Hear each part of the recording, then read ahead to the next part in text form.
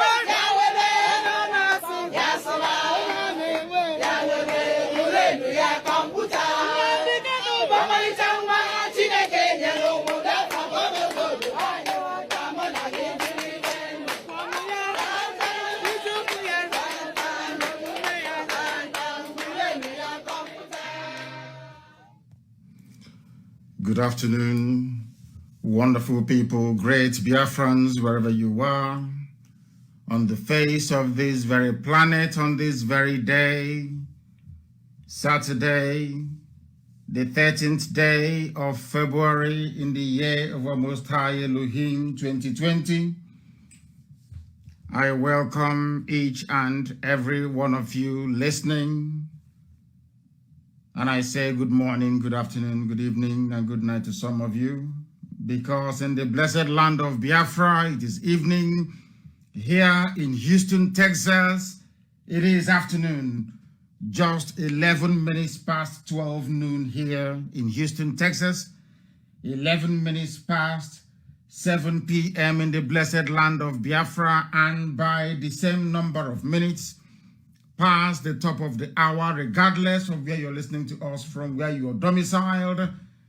And as I welcome you, allow me to encourage you to welcome all those who are around you, your friends, your family, your neighbors, anybody that needs to be emancipated by virtue of this very gospel of liberation. We are live and we are direct. And as some of you know, I am in the United States of America, in Houston, Texas, to be precise. And I welcome each and every one of you. This program today is going to be interactive.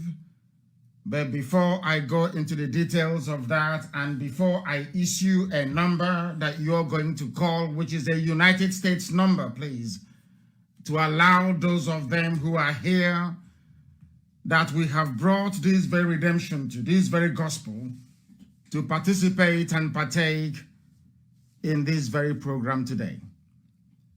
My name is Nnamdi Kanu. I am the leader of the indigenous people of Biafra, the largest mass movement on the face of this planet Earth, the director of Radio Biafra and Biafra Television, and by the very special grace of the Most High Elohim, a servant of the wonderful people of Biafra. I know that some of you, this may be new, those who are listening via our social media platforms, but I can say to you that we are on Mazi Nnamdi Kanu page, the official one. It has official to it. We are also on my profile, which is my private page on Facebook, which is Mazi Nnamdi Kanu, and also on University of Radio Biafra on Facebook, University of Radio Biafra on YouTube, and I am also sure that some of you are listening either via IPOB community radio, or you're listening to us via Radio Biafra app. Some are on satellite, some are on FM on the ground. Wherever you are, however you're listening to us, we welcome you. without further hesitation, I am going to pray a very brief prayer. After this very prayer, I will give you a telephone number to call when our lines open for you to participate in this very program today, especially for those of you who are in the United States of America, where I am currently, should I say, broadcasting from. Let us pray. Ezi onye nwanyị na Chineke na nke pụrụ m ihe niile, Chukwu okike abịa ma onye anyị na-efewe na-agọzi aha nsọ ya mgbe niile. Onye ọ bụ naanị ya kere ihe niile kere eke mana onweghị onye kere ya eze ndị nsọ. Mma mma dịrị gị Chineke nna, n'ihi na ọ bụ naanị gị ka anyị na-efe, anyị enweghị chi ọzọ ewezuga gị. Anyị anaghị efe arụsị, anaghị m akpụ isi ala wee nye ihe ọbụla aka mmadụ kpụrụ nna nke ebere. Anyị wee na-arịọ gị na-asị site n'okwu nsọ nke gị, kwere n'ihi ebere gị, ịma mma gị, amara gị na ọmịiko gị ebe ndị gị nọ, bịakwa ka iwe leta anyị ma nye anyị Biafra ya ọsọ ọsọ na mgbe nke anyị, n'ihi na mkpagbu karịrị akarị, ndị iro karịrị akarị, ekworo karịrị akarị, iro karịrị akarị, ndị anya ụfụ juru ebe niile eze ebube dị ngọzi. Anyị wee na-ekele gị, na-arịọ gị, na-asị na ọ bụ naanị gị bụ Chineke nna bụ onye anyị na-efe. Ka amara gị wepụta ihe n'ime ndụ anyị, kiri gị wee chaa n'ebe anyị nọ, ka ngọzi gị wepụta ihe ka ụwa niile wee gba aka ebe wee si n'ezie n'ezie na ụmụ IPOB bụ ụmụ Chineke, na ala nsọ gị bụ nke Biafra nna nke dị nsọ bụ ala nke a gọziri agọzi, n'ihi na ọ bụ naanị gị pụrụ inye anyị Biafra, ọ bụghị mmadụ dị ndụ. Kama na anyị onwe anyị ga-eme nke anyị ji wee bụrụ mmadụ, gị onwe gị ga-eme nke iji wee bụrụ Chineke nna. Mkpọkụ ka anyị na-akpọkọ aha nsọ gị, dịka isi wee gọzie ndị Igbo ka anyị si wee na-arịọ ka iwee gọzie anyị n'ụbọchị nke taa, ka iwee nye anyị ezi echiche na amamihe, nye anyị ezi nghọta, nye anyị amamihe dị omimi nna nke igwe, n'ihi na ndị iro gbara anyị okirikiri aka nri aka ekpe ihu na azụ, mana ọ bụ site na amara gị eze ebube dị ngọzi ka anyị ji wee nọ ndụ wee ruo ụbọchị nke taa. Anyị wee na-asị na enweghị chi ọzọ ewezuga gị, ọ bụghị onye ọzọ anyị na-efe ma ọ bụghị naanị gị. Anyị wee na-arịọ gị wee na-arịọsi ike, na-asị onye kere ihe niile kere eke mana nwee ike, Chineke nna ndị nsọ, biko arịọ ka anyị na-arịọ gị, bịa ka iwee gbaghara anyị mmehie, n'ihi na anyị bụ anọkpa ahụ ụzọ ọbụla isi wee mejọ gị, ọ bụ site n'echiche, bụrụ n'okwu ọnụ, bụrụ akparamagwa eze ebube dị ngọzi, biko gbaghara anyị mmehie. Ejikwala mmehie wee kwụọ anyị ụgwọ ọrụ ma were amara gị ezi nna, n'ihi na ndị iro abatawa anyị n'ime obodo ekwensu bụ Zoological Republic, abatawa anyị n'ime ha, kpatawa ndị Fulani, ndị Janjaweed, ndị na-egbu mmadụ wee na-arụ ọbara wee bata anyị n'ime, wee jide ụmụ gị wee na-ala anyị n'iyi. Kama iwe kpọlite Eastern Security Network nna nke ebere dị ngọzi, wee na-asị na ihe na-eme n'ala Yoruba n'ụbọchị nke taa na ọ gaghị eme n'ala nsọ gị, agbanyeghị atụmatụ ọjọọ niile nke ndị sekpọrọ onwe ha ndị gọvanọ na ndị si na ha bụ ndị na-achị obodo na-agabiga ha na ndị Fulani ihu na-ememere ala nsọ gị. Chineke nna nke igwe na agaghị adị etu a na mgbe nke anyị wee na-ekele gị, wee na-aja gị mma, wee na-eto gị, na-asị gị eze ebube dị ngọzi, biko bịa ka iweta anyị okwu nsọ nke gị n'ọnụ, ka ụwa niile wee gbaa aka ebe na ọ bụ naanị gị bụ Chineke nna nke pụrụ m ihe niile, ka otuto na nsọpụrụ wee dịrị aha nsọ gị site n'ebighị ebi ma ruo n'ebighị na-arịọ gị. Ise. I have just prayed in the language of heaven, and I am going to issue a telephone number, and please, I will encourage you not to call. Allow those in the United States of America to call first, please. The number is 346, I repeat, +1, which is United States code, 346 3990188. I repeat, +1 346 3990188. Very shortly the line will open, and when it does, I will invite you to please place your call and tell us whatever you have in mind today, but especially for those of you who are in the United States of America. This broadcast, as you say, is going out to the rest of the world. But this evening, before we commence, I must bring to the attention of the whole world, because we are saying all these things, not that the world will do anything, not that the UN themselves will do anything, not that anybody will do anything about coming to our rescue. We are saying it that they may bear us witness, that heaven and earth may bear us witness. This evening, for those of you in Biafra land, or this mid-afternoon before we came on air, we received a very disturbing news that the man, the zoo army, and the police that Hope Uzodinma sent to go and destroy a synagogue, a house of prayer in Olo, that they have been able to find the man where he has been in hiding with the family and arrested him. The zoo army and the police just did that a few minutes ago. We are saying it so that the whole world will be able to know. The man who was arrested, the high priest, is Cletus Egole, and the wife, Reverend Rosalind Egole. Priest Cletus Egole, Reverend Rosalind Egole, Ngozi Chukwu Mbenwa, Elo Ikechukwu, Sandra Nwachukwu, Nwachukwu Confidence, Promise Nwachukwu, Solomon Nwachukwu, Peculiar Nwachukwu, all of them were abducted by the army of the zoo, and I'm sure they will add these ladies here to the list of those they are holding already, those they are raping every morning, noon, and night. They have just abducted them at the orders of Hope Uzodimma this very day. This was the man that his synagogue, his church was destroyed. The wife is a Reverend Rosalind Egole. They have taken them to maybe to Obinze, and from there they will move them to the north to commence the rape of these very women, as they have been doing to over 50 women already. We have their testimony. We have it on tape. A lot of things are happening. A lot of abominations are happening. The world has turned a blind eye. They will not come to our rescue. They will not listen. It has fallen upon us to try to defend ourselves, and that is exactly what we're going to do. Hope Uzodimma, if you know who he is, if you know who George Obiozo is, you must tell them that this reverend, this very priest must be released immediately, along with those who have been arrested. If they are not released, anything you see in Imo State, you will take from us. Anything they see in Imo State, they will take it from us. I am warning everybody, all you idiots, those who are fond of talking rubbish all the time. This family has been abducted. For those of you efulefus, all these intellectuals, these idiots that cannot reason. Our people, do you know that Biafran women are in military barracks in the north? I have their names. They are being raped as we speak. 2, we managed to secure the release of 2 of them. If you listen to their testimony, believe you me, anywhere you see a Nigerian soldier or police, you cut off their heads. I'm telling you the truth.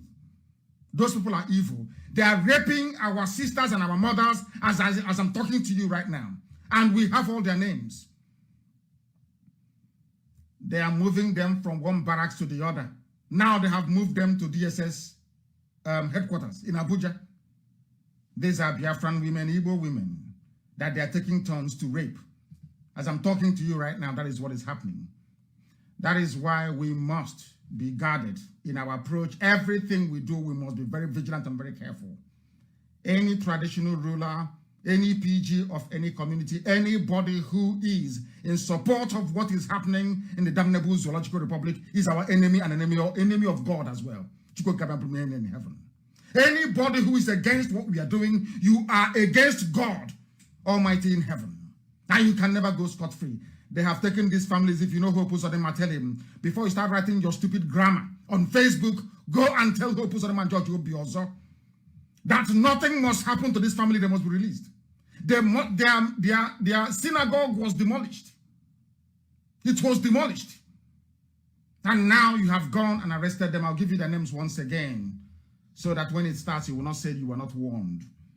You must release High Priest Cletus Egole, Reverend Rosalind Egole, Ngozi Chukwu Mbenwa, Elo Ikechukwu, Sandra Nwachukwu. They took them because Fulani wants to start raping them from tonight. That's what I've been doing to our women. Those that we gave to them. You know, people don't understand why we do what we do. They think we are doing this just for the sake of it. We are doing what we are doing because that is what we have been mandated to do by heaven itself. You must release Sandra Nwachukwu, Confidence Nwachukwu, Promise Nwachukwu, Solomon Nwachukwu, Peculiar Nwachukwu. We know you're holding them. I swear on my life, if you do not release them, Imo State will burn.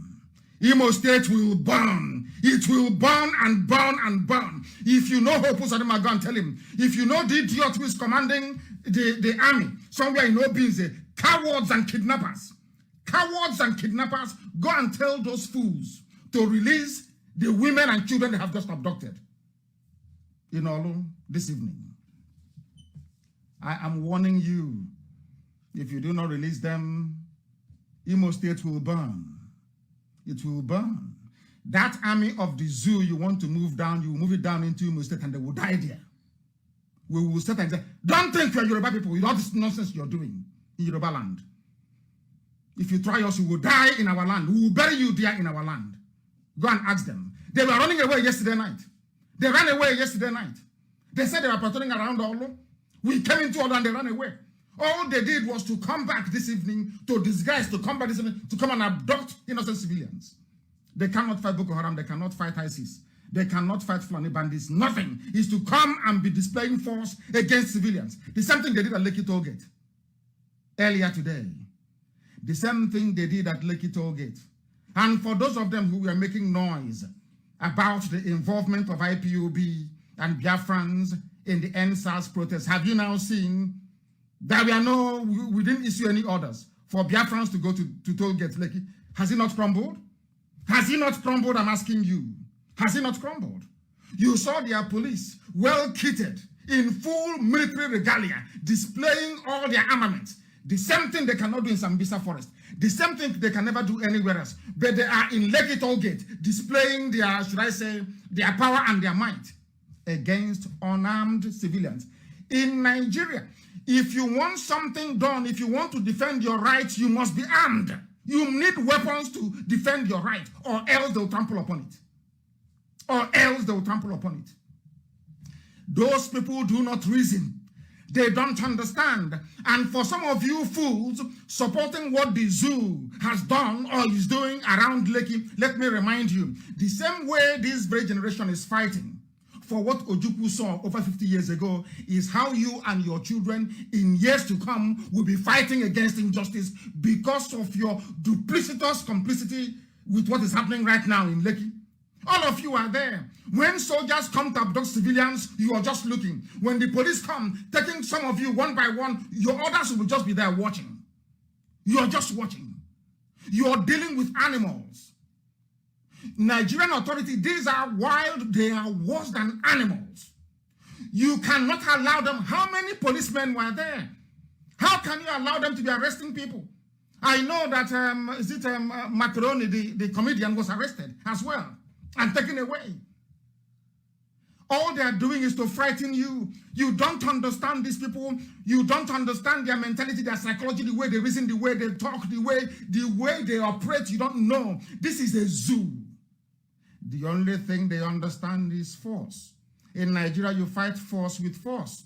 If you try to speak your grammar from now till the kingdom come, nothing will happen. Ask Ule Soyinka. They have been speaking grammar for years. Grammar for years. Yet he did not stop Fulani cow from entering his farm and eating up his cassava and his maize.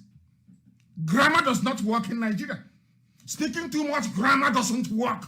The only thing they understand is force. That is why they are negotiating with bandits. Why are they negotiating with bandits? Because bandits are armed. They have AK-47. That is the only language Nigeria understands. They don't understand anything else. Look at Lekki. Has it not collapsed? The protest, I'm asking you, because there were no Biafrans. I did not give the order for IPOB to go. Because they will say, oh, they've come to destroy Lagos. Look at them, go back. We told you, if you allow them to divide you, you are finished. What happened at Lekki today is a farce. And I want to hold Yoruba media responsible. Sometimes people ask me, but why? I said they are the ones responsible. Over the years, they have been feeding garbage upon garbage to people. Feeding people nonsense. Why don't you ask yourself today, all this nonsense they are now doing around Lekki, police show of force, why can't they do it in the East? Let them come to our land and do it. They will die there. They understand. Because we are prepared. Because we live in a world run by hypocrites. We live in a world run by hypocrites and Luciferians. So there is no need being alive. What for? Because they will always side with the devil. They will always side with evil. The Nigerian government is evil and they know it. Everything about the zoo is awful. They know that Buhari is dead. There is no Buhari. Every Fulani idiot can now come out and set a policy agenda. And we follow it, including the Bauchi state governor. All of you, didn't you hear what the Bauchi said? That Fulanis have the right to carry arms, AK-47. Did you not see all of those things? Did you not see them? What Yoruba media succeeded in doing over the years is to groom a generation of lily-livered cowards. Can you imagine if we had been listening to these people? By now, the Fulanis would have overrun us. By now, our farms, our forests, our bushes would have been gone. The same way it has gone in Yoruba land. As they were busy telling you about Biafra, IPOB, Nnamdi, Kanu, Fulani, we are busy taking over Yoruba land. Now that the Yorubas have said enough is enough, you have to leave, they have said no. Can you imagine that Amoteku is under attack from Fulani headsmen, from Fulani terrorists? Can you imagine that? Why is that happening? Because over the years, as I have always said to Nigerians who cannot reason properly like human beings, go and look at yourselves. Anytime somebody is telling you that another person is your problem, that person is your problem. They want to do to us what they did to Hausa people. They want to do to us what they did to Bachama people. They want to do to us what they did to Gwari people, what they did to Nupe, even what they did to Yoruba in the past. And after all these years, you have allowed yourselves to go through the same process of not just colonization or emasculation, but total annihilation. They will kill all of you. They will kill all of you in the zoo. Next time, don't protest. No, don't protest next time. The best time to protest in Nigeria is at night. The best time for you to protest, to occupy Lekki is at night. So as they are coming, you hit them. If you don't hit them, they will keep coming to kill civilians. They will arrest you. Nigeria is ripe for a revolution. Not all this stupid, nonsensical, useless protest. The time for protest has come and gone. It's now time to go into full-phased revolution. The zoo is dying. I don't know if some of you saw the hillocks that are bringing in through Cotonou for Fulani headsmen in Yoruba land. I warned my Yoruba brothers and sisters, all these things that people are doing, every time, instead of you to focus on the common enemy, you look towards the east. It's Biafra, it's IPOB, it's Nnamdi, Kanu, all the time. These people, they will enter into you and they will ravage you, and they're doing it today. Now they're fighting, Fulani is now fighting Yoruba for Yoruba forests. Have you not seen it? That is what some traditional rulers want to bring to the east. And I'm giving an order today because I am very, very impressed with the work done so far, flushing out these bandits and criminals and rapists and murderers from our forests. The next phase will be any traditional ruler from today onwards. I saw one now on a video talking rubbish. Any traditional ruler from today, this evening in Biafra land, this night, that comes up again to talk rubbish about peaceful coexistence, we will show him how prepared we are. That nonsense that this rubbish now happening in Yoruba land cannot happen in Biafra land, where a group of vandals, criminals, will lay claim to our forest, and when we ask them to leave, they attack us. It can anyway. We're waiting for them to try it. They are now packing and moving out very quietly and very lovingly, relocating to Kanu and to Kaduna. That's where they belong. They should go there. And as I have said, if you are an Easterner, you are an Igbo man or woman, because of that brothel you build in Jalingo, Jalingo, face me, I face you, so that the people can come from Cameroon to patronize them. Because of the hotel you built, the brothel you built in Jalingo. Because of that, I need to surrender Biafra land to Fulani Janjaweed. If you are living in the north, you are on your own. If you don't want to come back and they decide to kill you there, you are on your own.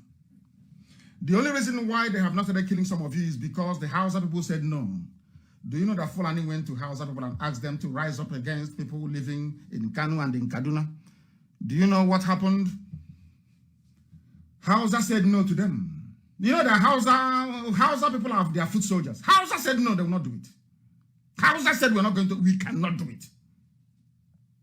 Hausa said we are not doing it. You can kill them yourself if you want to. Because now, even today, as a direct result of the gospel we have been preaching on this very platform, the Hausas have now developed some sense. They know the same thing, the same way they were deceived into surrendering their land to the Janjaweed. They have now seen it very clearly that is what we are fighting. Nobody hates anybody. I don't hate Hausa people. I don't hate law-abiding Fulani people. No, not it's those hiding under one Nigeria. Unity, to be taking my forest. And I'm saying no to it. It cannot happen. Obasanjo the other day said there is now time to have a national meeting. The same national conference. The same thing that Soyinka believed in before many years ago. And he saw Buhari and said, no, the same Buhari that Soyinka campaigned for. Professor Wole Soyinka. The same Buhari he campaigned for. The same Buhari that the Yorubas campaigned for. They are the worst today in their forest. Taking their land from them. And saying they're not going anywhere. And I'm telling them today in the open before the hearing of the entirety of humanity. Unless they come back very quickly to make sure that the South, the alliance in the South is very strong. Fulani will eat them alive. That is their game plan. They must understand it. The same thing they do all the time. I remember when they went to, after the war, they said, oh, you are a minority. Your Ikole is not Igbo. And Nyoma is not Igbo. You are a minority. It's only East Central State. Where is the oil coming from to develop the zoo? It's not from Biafra land. Is there no oil in Anambra State? I'm asking you, Orient Oil Fields. Don't have oil in Uguta. Is that not where Shell is? How about our gas fields? Is that not where Shell is? And that Jeep taking our oil and our gas? This is the heartland of Biafra, and I'm telling you, not the coastal region. Now go to Akwa Ibom. They have ExxonMobil. Everybody's having a field there. They're making so much money. That's why they want the zoo to remain as corrupt as it is and as one as it is. Now let me ask you, they told you Igbo man is your problem. Is that not correct? Those of you from the coastal region of Biafra, or should I say those of us from the coastal region of Biafra, they never told you that Ibibi and Igbo are one people. Nobody told you that. But I'm telling you today. And they confused you. They brainwashed you into believing that the man who is capable of saving your life is your enemy. Today, they are building a railway line from Janjaweed, northern Nigeria, to Janjaweed, Niger. Is there any railway line in Akwa Ibom State? It's simple common sense. Any railway line?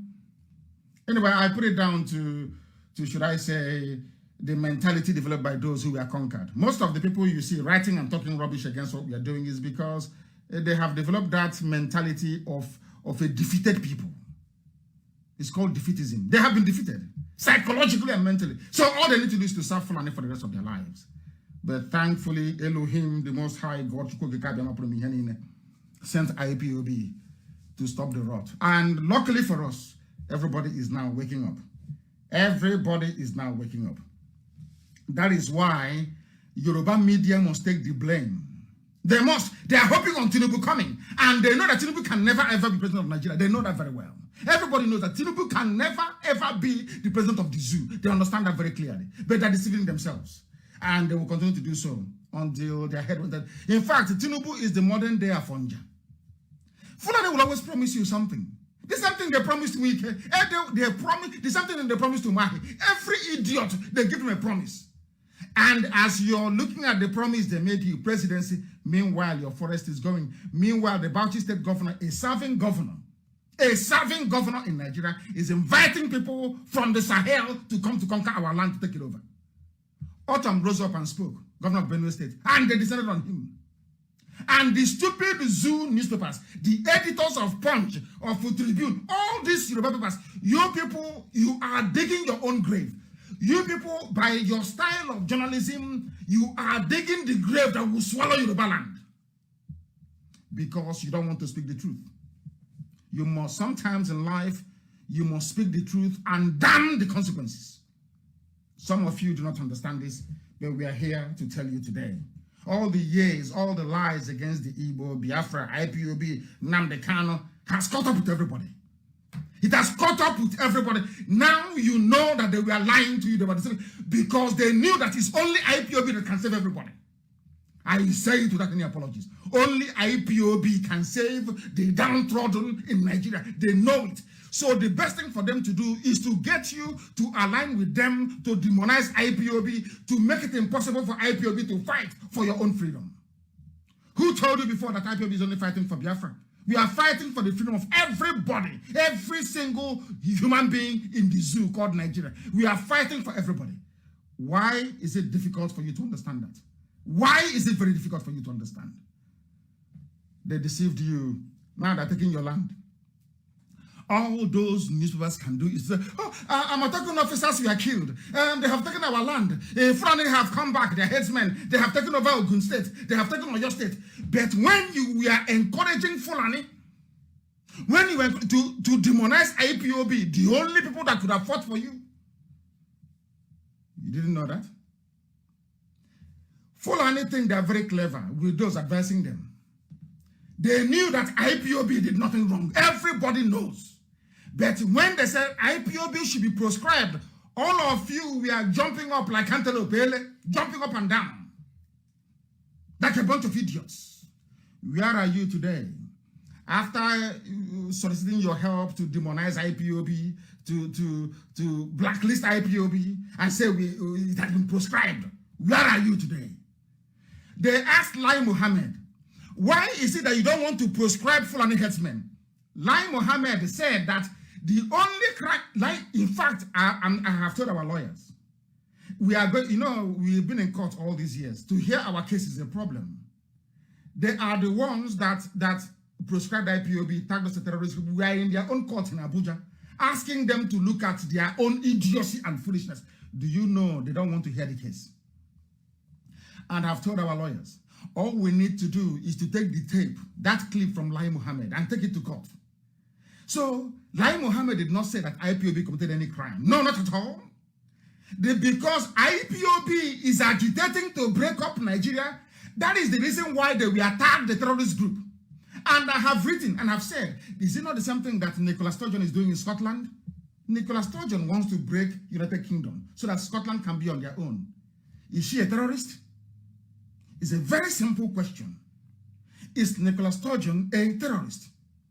The French people of Canada, Bloc Québécois, I'm sure they call them, they are championing a cause of self-determination to carve out French Canadians from the rest of Canada. Have they been labeled a terrorist? So terrorism is no longer if you kill people, if you bomb people, if you take, if you destroy lives and properties. Now it is if you want your own self-determination, which Yoruba newspapers call secessionist or whatever rubbish they call it. To tell you how evil they are. Evil. Because I call a spade a spade. Because of them, instead of Yoruba newspapers to come out and say that the proscription of IPOB is wrong, they did nothing wrong, they joined them. Because their man, Tinubu, is his turn in 2023. And they got you to fix your eyes on 2023 and they are taking over your land. Because you're not affected, black people, because you're not affected yet, you think it won't come to you, but it's coming to you. And that time when you're shouting, nobody will listen. Look at what happened at Lekki today. It is a clear case of people shouting and nobody's listening anymore. Because if you want to do good in life, you must be consistent in what you're doing. Not today you blow hot, the next day you blow cold. They were proscribing IPOB. None of these newspapers got up to say what you are doing is wrong. IPOB, Lai Mohammed opened his mouth and said, we are proscribing, or we proscribed IPOB because, not because they have guns, no, not because they killed anybody, but because they want to break Nigeria. And some of you that claim you went to school, you're just there watching and looking as a bunch of idiots that some of you are. Fools. I have never seen a more useless, idiotic people than some of you that graduated from zoo universities. I'm telling you the truth. Your education is a waste, complete waste. And the journalists just left Lai Mohammed. They left him alone. They left him. After talking all this nonsense, the idiot left. You are now telling me that anybody agitating for freedom or asking for self-determination is a terrorist group. But the same Nigerian government is supporting the Western Sahara people. who are agitating to break away from Morocco? Are they terrorists? I don't know the type of brain that God created some black people with. I don't understand it. Heaven knows I don't understand. This Yogi, I have no idea where people came from. Lai Mohammed, did IPOB kill anybody? No. Did they bomb anywhere? No. Why did you proscribe them? Because they want to break Nigeria up. How about those who are killing people and maiming and raping? Oh, no, it's not the same thing. It's not the same. They're different. And you want me to rise up in the morning and say, I am a proud Nigerian. Then you are sick in the brain. It is this level of idiocy that we are fighting. It is this level of depraved reasoning that we are fighting. When I say that an average black man is demented, people don't understand. When I say that an average African man is useless, people don't understand me. They don't understand me. An information minister, he claims he's an academic, he's well-read, sat in a television studio and said, we proscribed IPOB, we tagged IPOB a terrorist group, not because they killed anybody, but because they want to divide Nigeria. And some of you are listening to this garbage. The same thing, oh my God in heaven. They have arrested people at Lekki. You saw their police, they came as if you didn't know they were going to come. Do you think, what do you think would have made those police people to stand back or to go back? Fire for fire, that's the only thing they can understand. Anything else is garbage. They have promised that we will promote you. Some of them being owed 10 months salary. Oh, don't worry, we'll pay you. After Lekki, we're going to pay you. Nobody will pay them. The same idiot will mount roadblock and collecting money from people. The same fool that is at Lekki. The children cannot go to school. The same idiots you see today displaying their might and their power. When they see bandits, they run. When they see Boko Haram, they run. When they see ISIS, they run. When they see Al-Qaeda in the Maghreb, they run. But when they see civilians, you see them, they puff their chest. They are now very strong. We want to defend one Nigeria. I have told you people, if you are not prepared for a violent revolution, just stop disturbing us. Stop disturbing people, for goodness sake. You have seen over the years, IPOB will come out, they will kill them. The same Nigerian journalists in Nigeria, they will write, it's our fault. Oh, why did you come out? And I kept saying to them, does it mean we cannot defend our rights? Is that what you're telling us? Oh no, but there's another way to do it. Which other way? Now you are in Lagos, you're protesting in Lagos. After killing people during the last NSAS protest, after freezing accounts, and you think that by coming out to protest, you change anything? No. It's just like speaking grammar in Africa. If you're in Africa, you can speak grammar from now till the kingdom come. There'll be no light. There'll be no running water. Then you can speak all the grammar you like, or nothing will change.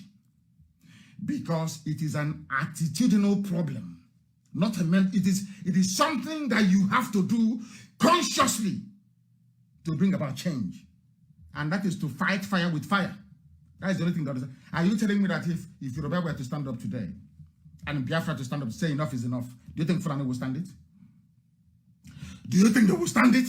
You and I know that the answer is no, they cannot stand the heat. They cannot stand it. But they are counting on your cowardice. They know that some of you can start writing. Remember 1967? Well, what happened? We were eating cassava then. We were doing this. We were struggling. And I keep asking these idiots. How many wars has Israel fought? From day one, since God gave the land of Israel to Israelites when they left Egypt, they've been fighting war till today. Is Israel not at war today? You know, they read the Bible, they don't know what to do with it. That is one thing. That is one thing that every time I pray to God and I say, can you just show me how you made black people? How did you create them? Where did you get the brain you put in black people in their skull? Where did you get the brain from? Because I don't know. The same Bible that I have here in front of me, the Torah, I have the Torah in front of me. The same thing I have read over and over again. I have read this Bible over and over again. For the kingdom of God suffered violence, and it can only be taken by those that prefer violence. Israel has been fighting a war. Israel fought a war and lost, and the Babylonians came and took them into slavery, scattered them all over the world for 2,000 years. After that, they came back in 1948.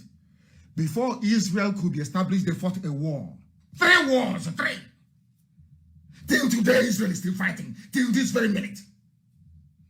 You fought 1 war since 70, and because of that, we will not hear again. We are here in the war. Did you fight war? Nonsense. I am in America, the most advanced country in the world.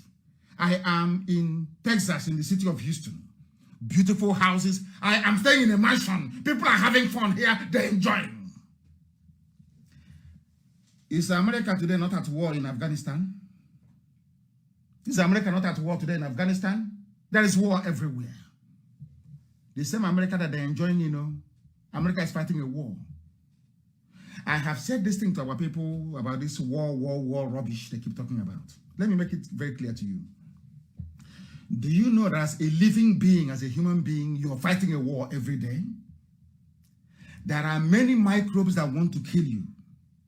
They number in their billions in your body, of which coronavirus, COVID-19 is one of them.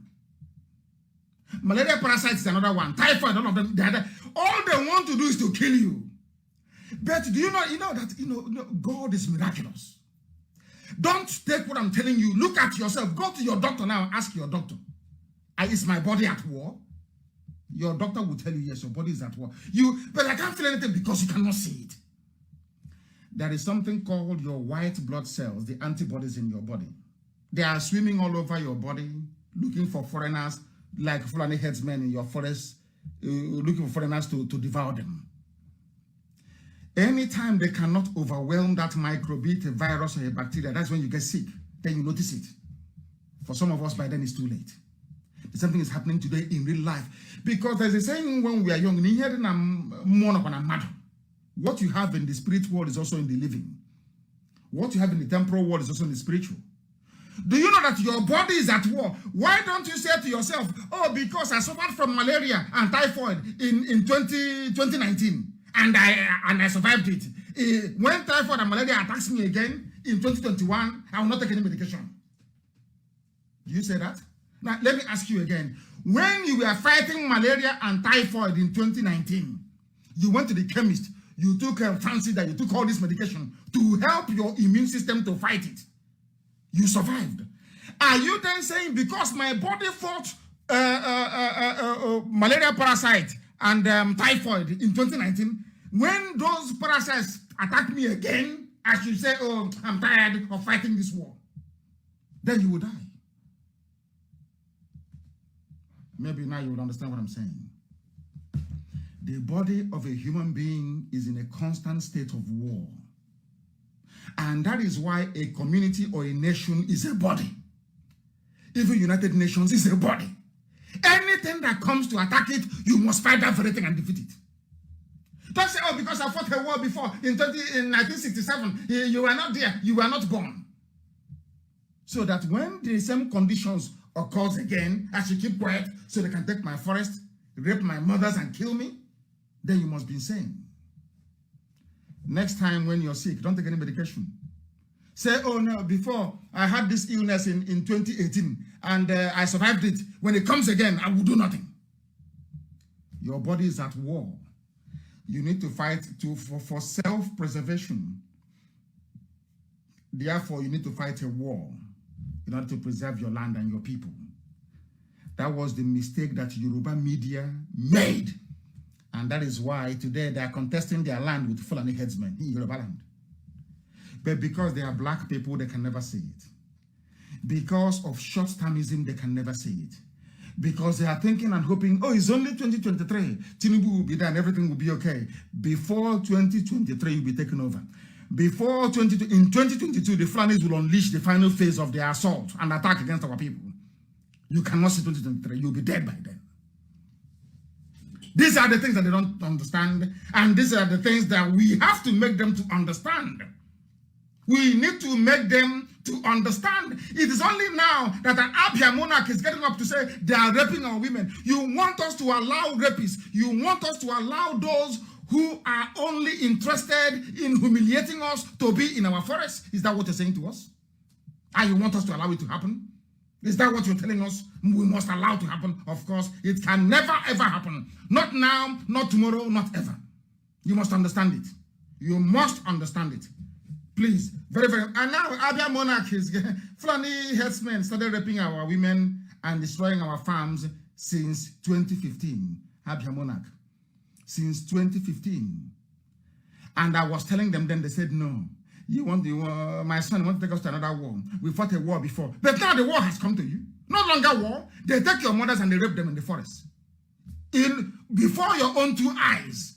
You can't do anything because you're thinking, oh, we fought a war before. Because we fought a war before, anybody can now come and rape your mother. Is that what you're telling me?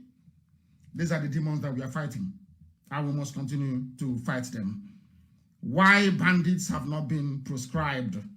Lai Mohammed told you. Why they have not proscribed bandits?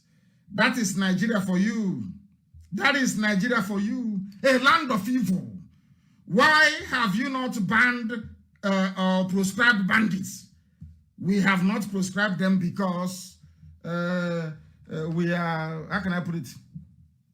Because I want to just bear with me for a second. I want to tell you precisely what the buffoon said. Lai Mohammed said why they have not banned killers and murderers. Killers, and when I say to newspapers in the zoo, these are the things you're supposed to be reporting, investigating. These are the things you're supposed to be. No, they will not do it. They can never ever do it. They won't do it because they know, they understand that they are all in it together. All of them are in it together. Oh, don't worry, as long as Tinubu is the president, that is the only thing that matters to us in 2023. That 2023, you will not see it.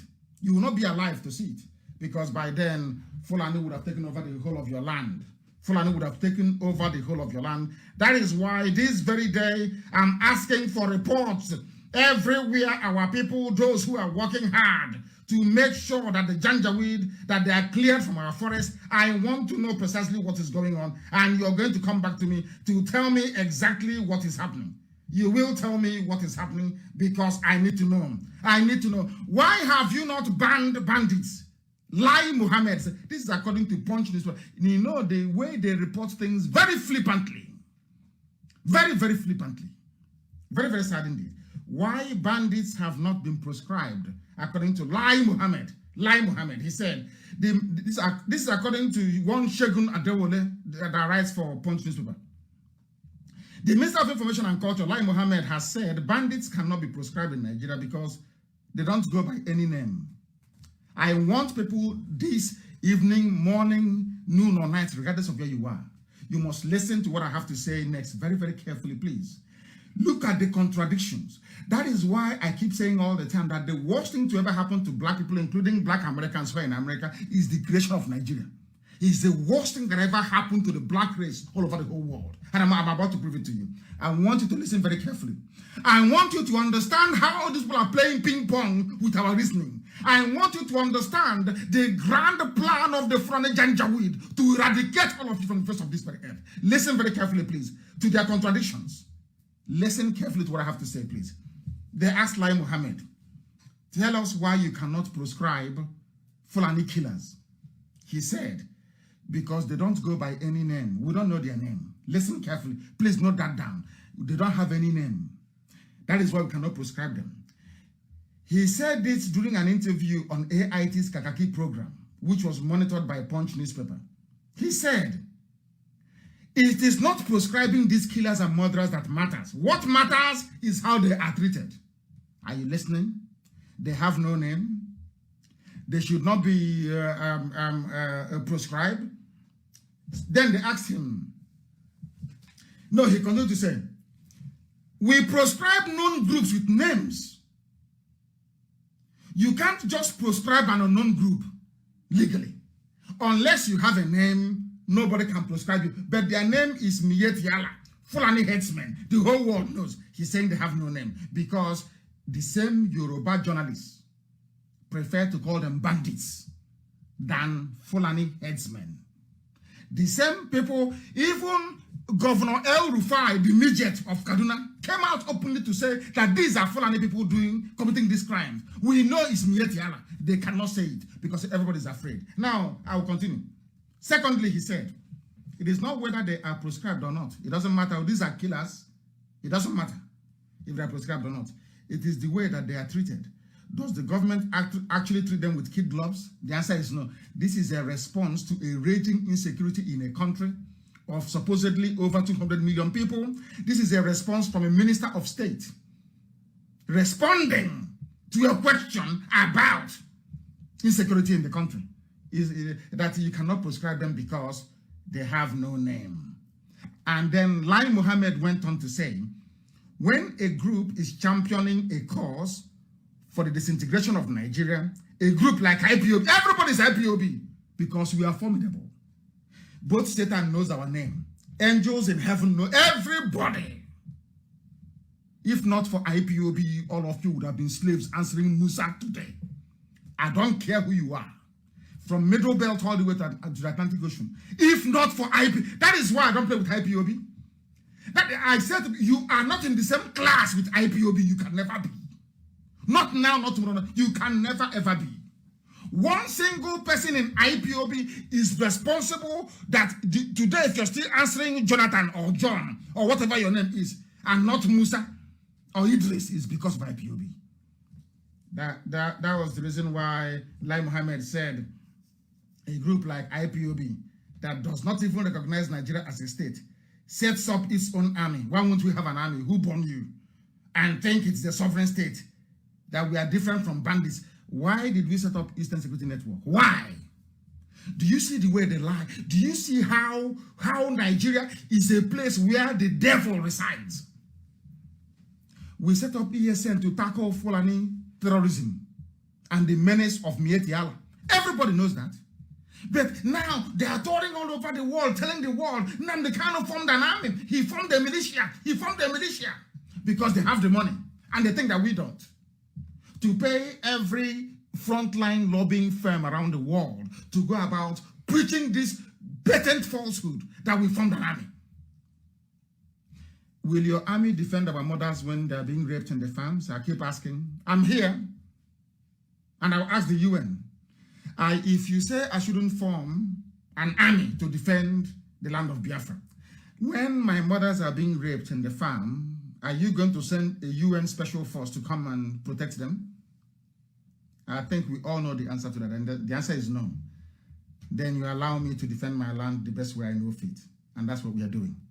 And no Jupiter, I say no Jupiter can stop us. No Jupiter can, nobody. Eastern Security Network has come to stay forever and ever. No going back. They're about to see something they have not seen. And Imo State, I will set an example with Imo State so that others will know. You see, because of this priest, the wife and the children they kidnapped today, I will set an example. I'm saying I'm in America because there were some idiots who are saying, we are going to stop him from coming to America. These are idiots who are power drunk. Sacked from IPOB. I'm in America. And I said, after doing what I would do in that zoo called Nigeria, I will be the one to hand myself over. I'll go to Hague. I will be in Hague. ICC. They don't have to look for me. I'll hand myself over to ICC. Let them not release this priest and the wife. Then when you're hearing about Imo State, what is happening there? Because if you leave them, you don't know if you are the next person they will take. That is the way the zoo works. You need to understand the psyche of the Fulani. That is how they behave. Some of you are foolish, you cannot see because you're blind. Out of your envy. You cannot be like me, I'm Nnamdi Kanu. You can never, not in a trillion years, you cannot be like me. This is what we are born to do, to set the captives free. That is our mission on this earth, nothing more, nothing less, for your information. Lai Mohammed, why did you proscribe IPOB? We proscribe them because they don't recognize Nigeria as a state. Please don't compare apples and oranges. So IPOB is apple, and those killing people are oranges. From a minister of state. And you have journalists that went to school with conscience. Oh my God in heaven. Journalists with conscience writing rubbish against IPOB. When asked if the bandits are not also threatening the sovereignty of Nigeria by taking up arms against the city, these are bandits that took up arms. these arms were supplied by Fulani governors in the north. It's a grand plan to take over Nigeria and give to Fulani Janjaweed all over West Africa. When they asked them, but why is it you have not proscribed those that took up arms against the citizens of the country, as opposed to IPOB that took up no arms against Nigeria? He said, listen, Lai Mohammed, security challenges are one thing. Challenging the sovereignty of Nigeria is a completely different thing. So challenging the sovereignty of Nigeria by asking for a referendum is more dangerous than people slaughtering and raping all of you. That's what he said. And who created Nigeria? A white man and a white woman. So all of you will be sacrificed at the altar of one Nigeria that was created by a white man and a white woman. And you claim you are black Africans. I don't know the God. I've said to God, though, in my next life, any attempt to take me to Africa, any attempt, Chineke want to take me to Africa, I will start fighting heaven. I'm telling you the truth. I have never seen a people that steadfastly refuses to reason. What Lai Mohammed, if you hear him, you will think he loves Nigeria, yes? No, he's saying it because of the money he's making. How he's going to be, you know, now they are now having empires. After being the governor, your child can be the speaker. After that, you know, that dynasty thing, like the Sarakis of Kwara, people are now building, they are now marrying each other. Their son is now marrying their daughter, they're building a dynasty. Because of oil and gas coming from Biafra land. Now, listen very carefully, please. He said, don't armed robbers threaten the security of lives in the country? It's everywhere in the world. People can, he failed to say that people are also agitating everywhere else in the world. Nicola Sturgeon, the first minister of Scotland, is agitating. They will not say to us, oh, why don't you join politics? You play politics with monkeys. Can you go into Serengeti Forest, sorry, Serengeti Game Reserve, and you call lion, and you call antelope, and you call zebra, and you say, come, there's some political party. Is that possible? Nigeria is a zoo. Some call it a jungle. There are no rules. The only thing that Britain wants is that let us just say there is a government in power so it can be taken oil and gas. That's the only thing that concerns them. You can kill yourselves there. The more you die, anyway, it's even better because they have said that they want to reduce Africa's population by 3 billion. No, world population by 3 billion. And most of them will come from Africa. So if you kill yourselves there, nobody gives a damn. Why do you think that when fighting is going on in Africa, as it's now going on in Ethiopia, in the Tigray region, nobody's talking all over the world? Africans, you can kill yourselves. You don't matter in the scheme of things. You people are irrelevant. You can succeed and come abroad and become our cleaner and our bus driver and do all these menial jobs. If you're lucky, one or two of you can make it and become a known figure all over the world. But apart from that, collectively, you're nothing. But we don't feel any shame, do we? We have in this UG, we have no shame. We have no class. We have no decency. Now, this same Lai Mohammed, I want to bring you to something about how duplicitous these people are. This same man that is saying that you cannot dialogue with bandits, they have no name. The same man, note this thing down, please. The same man that said you cannot, they have no name. Listen to what he had to say. He went further to say, when that dirty sheikh, not that idiot that wears the dirty rag, he looks very filthy. How that person can be an Islamic scholar is beyond me. Islamic scholars are very, very intelligent. Islamic scholars are very, very intelligent. How somebody can say that Islamic scholars are, they look so dirty. Very, very dirty. Very, very dirty. Did you see it? The so-called Islamic scholar. Very dirty, Sheikh Gumi. They said he went about talking to what's it called? He went about talking to bandits inside the forest. Listen, a man that said we cannot proscribe them because they have no name. I wanted to pay attention. How do I describe it in this UG? How do I get them? This thing that I have to say now, how do I get people to be able to be reasonable enough to understand what I'm saying? That's the problem I have now in this UG. I want you to listen very carefully. A while ago, Lai Mohammed said we cannot proscribe Fulani bandits because they have no name. Is that correct? Now, the same man said he is in support of Sheikh Gumi's, they call him Sheikh Gumi's dialogue with the same people that has no name. Most of us, people don't understand in IPOB, we are engineers, we are doctors. I'm in America. You need to come and see the mansion I'm staying in America. It belongs to an IPOB family member who is a coordinator in Texas. When you, my goodness, people are daft, you know. We have doctors, we have engineers, we have nurses, we have everything. And those whose job is to rear cattle is trying to dictate our lives for us. Can you believe such nonsense? I want you to know that Nigeria is a den of liars and deceivers. The sooner you know it, the better. We support Sheikh Gumi's peace initiative with bandits. And we respect him. From who? From the same Lai Mohammed. Do you see how they roll? When it suits them, IPOB is a monster. It's evil. Destroy it. On the other hand, they are negotiating with bandits, the same people that have no name. Why is it easier for you to negotiate with people that have no name than those that has a name? Now you see, it's called contradictions. But because they have so much money, you know, their worth is nearly 30 billion to deceive the world. You know, the world is more corrupt now than it's ever been in the history of mankind. They come to America here, they spray some money around, they give money to consultants, they go to Capitol Hill, they speak grammar, they wear suits, based on proceeds of blood from the zoo, to try to defend what is in essence indefensible.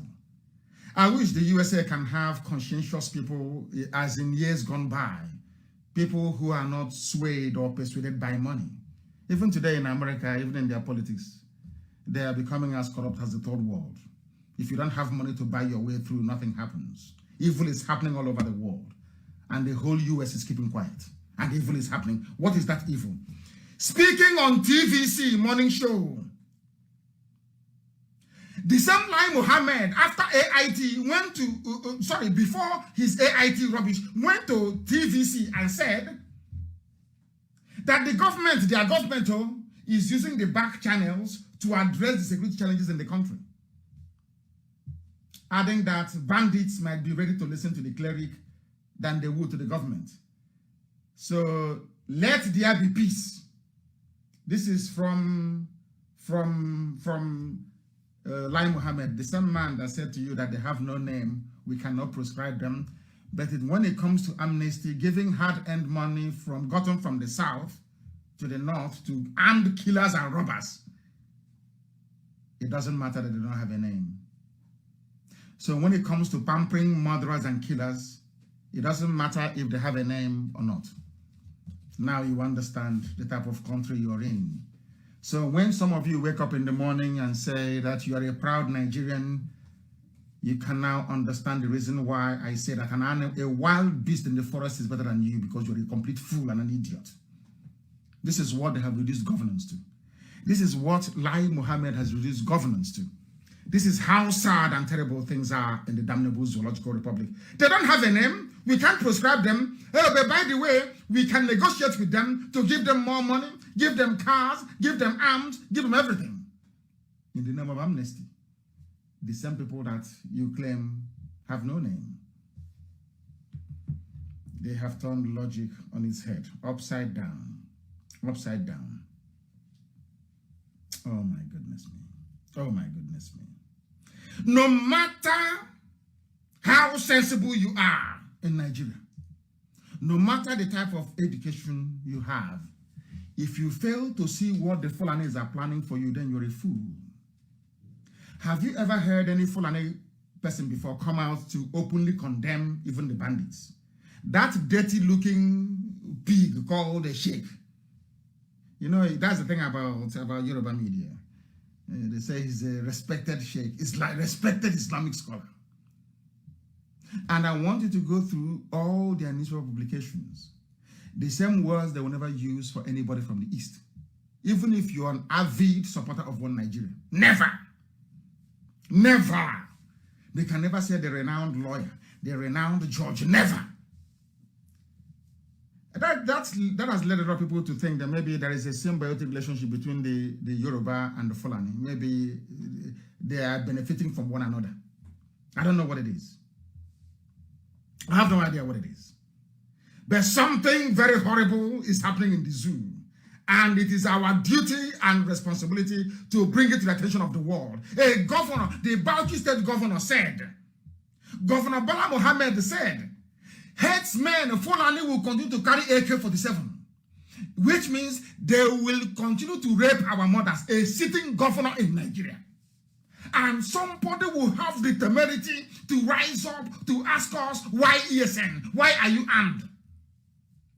You are telling a governor is saying that people who are rapists and murderers, that they have the right to carry AK-47. A sitting governor. Bala Muhammad is his name. A governor. He explained, according to a news report in the zoo, according to Vanguard, that headsmen would continue to carry weapons because they need protection. How about my mother who is being raped? And don't take my word for it.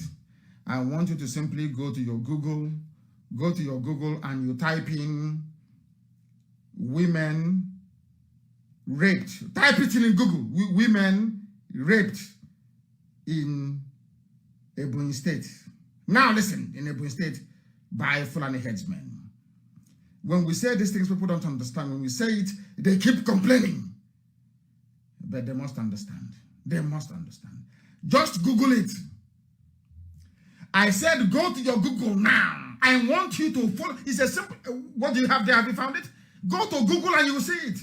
Just Google women raped in Ebonyi State by Fulani headsmen. Inside Google, you will see reports everywhere. July 1st, 2020, woman raped by headsmen in Anambra dies in Ebonyi. These are the people that a governor, a sitting governor in Nigeria is saying we should give arms to. And when you, is there, isn't it? When you go, come out and say, in fact, let me read one for you here. It's awful, but it sounds hilarious. They caught one, this December, this news was published by some newspaper. Go and Google this one. Fulani headsman, Google it, please. I will speak very slowly. Fulani headsman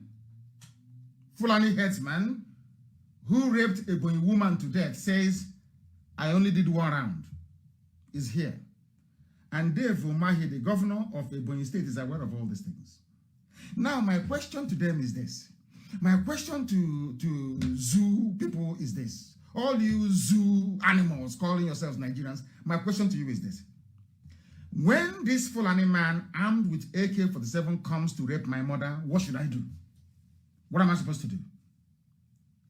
Because here, it is very clear that their governor have said to them, we need to allow them to continue to carry AK-47 assault rifles. And I'm asking you a very simple question. A very, very simple question. When they come with the assault rifles to rape our mothers, what are we supposed to do? Be clapping for them or reciting the Quran? So as they're raping our mothers in the farm, we'll be reading the Quran, or Hadith, we'll be reciting it for them. And our mother was raped to death. One in Anambra, one in, not one, just one I'm able to see right now, if you Google it. And they say you have governors. They want to do their own security. Do you see how foolish? Sometimes in Nigeria, everybody's foolish. Everybody's hopeless. Nobody can reason very well. And you want to compare yourself to the great IPOB that heaven itself created. Who are you? Are you more intelligent than us? Are you more educated than we are? Do you want us to start speaking English? I ask you speaking grammar all the time. Wole Soyinka was speaking grammar for very many years. He didn't stop the Fulani cow from eating his corn. He didn't stop them. English cannot stop a marauding headsman. English language cannot stop them. You are speaking English to people in Abuja who don't understand English language. Like Lai Mohammed and the zoo. And these are the sort of country that people are saying, he's my country, and I'm a Nigerian. You should be ashamed of yourself for opening up your stinking mouth to say, I'm a Nigerian, I'm a brother. You are a fool, a complete idiot, now and forevermore. You're a fool. They're playing with your brain. By the time you realize it will be too late. They are raping our mothers all over the place. You want me to fold my arms and behave like Umahi or like one of these idiotic governors in the East? Is that what you want? Or be like we can even supply more women for them to be raping in the north? Is that what you want? I think that some people are demented. I am preaching this very gospel this very day. The time now is 19 minutes past 1 p.m. here in Houston, in Texas, United States of America, where they fought a war, series of wars before they became free. I remember there's a man called General Houston in this part of the world, isn't it? It was General Houston that took this very place from the Mexicans. Is that not correct? The Mexican general was called Santa Anna. If some of you can remember, because I know American history. That is before General Houston came to fight Santa Anna here, where I am right now. They fought against the British. They fought against the Native Indians. They fought against the French. They fought against everybody. They even fought against the Spanish and the Mexicans. How many wars? Today, they are the leading light in the whole world, not minding the efforts of Satan to bring darkness into America, but they will not succeed. Because this is a land that belongs to God Almighty in heaven. America is God's own country, without a shadow of a doubt. If you come here, you even feel it. There is something about this, when you come into USA, there is something you feel. You feel that everything is possible. United States, when you come into America, the sky is very close to you. You feel like the sky is very close to you. In other countries, the sky feels like it's billions of miles away. There is something very unique about this very place. Very, very unique about it. And that is why they are preeminent. No matter what anybody does, no country can overtake the USA. No country can. Mind, it is the longest running empire in the history of mankind. That is, what I mean by that is a very powerful state. Because every other empire, what I mean by empire is not a colonizing empire, a conquering empire, but an empire in terms of influence and reach. And I pray today that God will maintain, because Americans, they used to have conscience. I don't know where their conscience have just gone to, but in America before, they used to have conscience, and we are praying for that to return. We are praying for that to return. And that is why we must do all we can to defend Biafra land with the last drop of our blood. Zamfara governor, Bauchi governor, every governor in the north, we will dialogue with them. Nobody has condemned them. No governor in the north has come out, not even this, nobody has come out to condemn what the bandits are doing, what Fulani people are doing with AK-47. But they want to stop those defending their land with AK-47. Can you believe such nonsense? Can you believe such nonsense?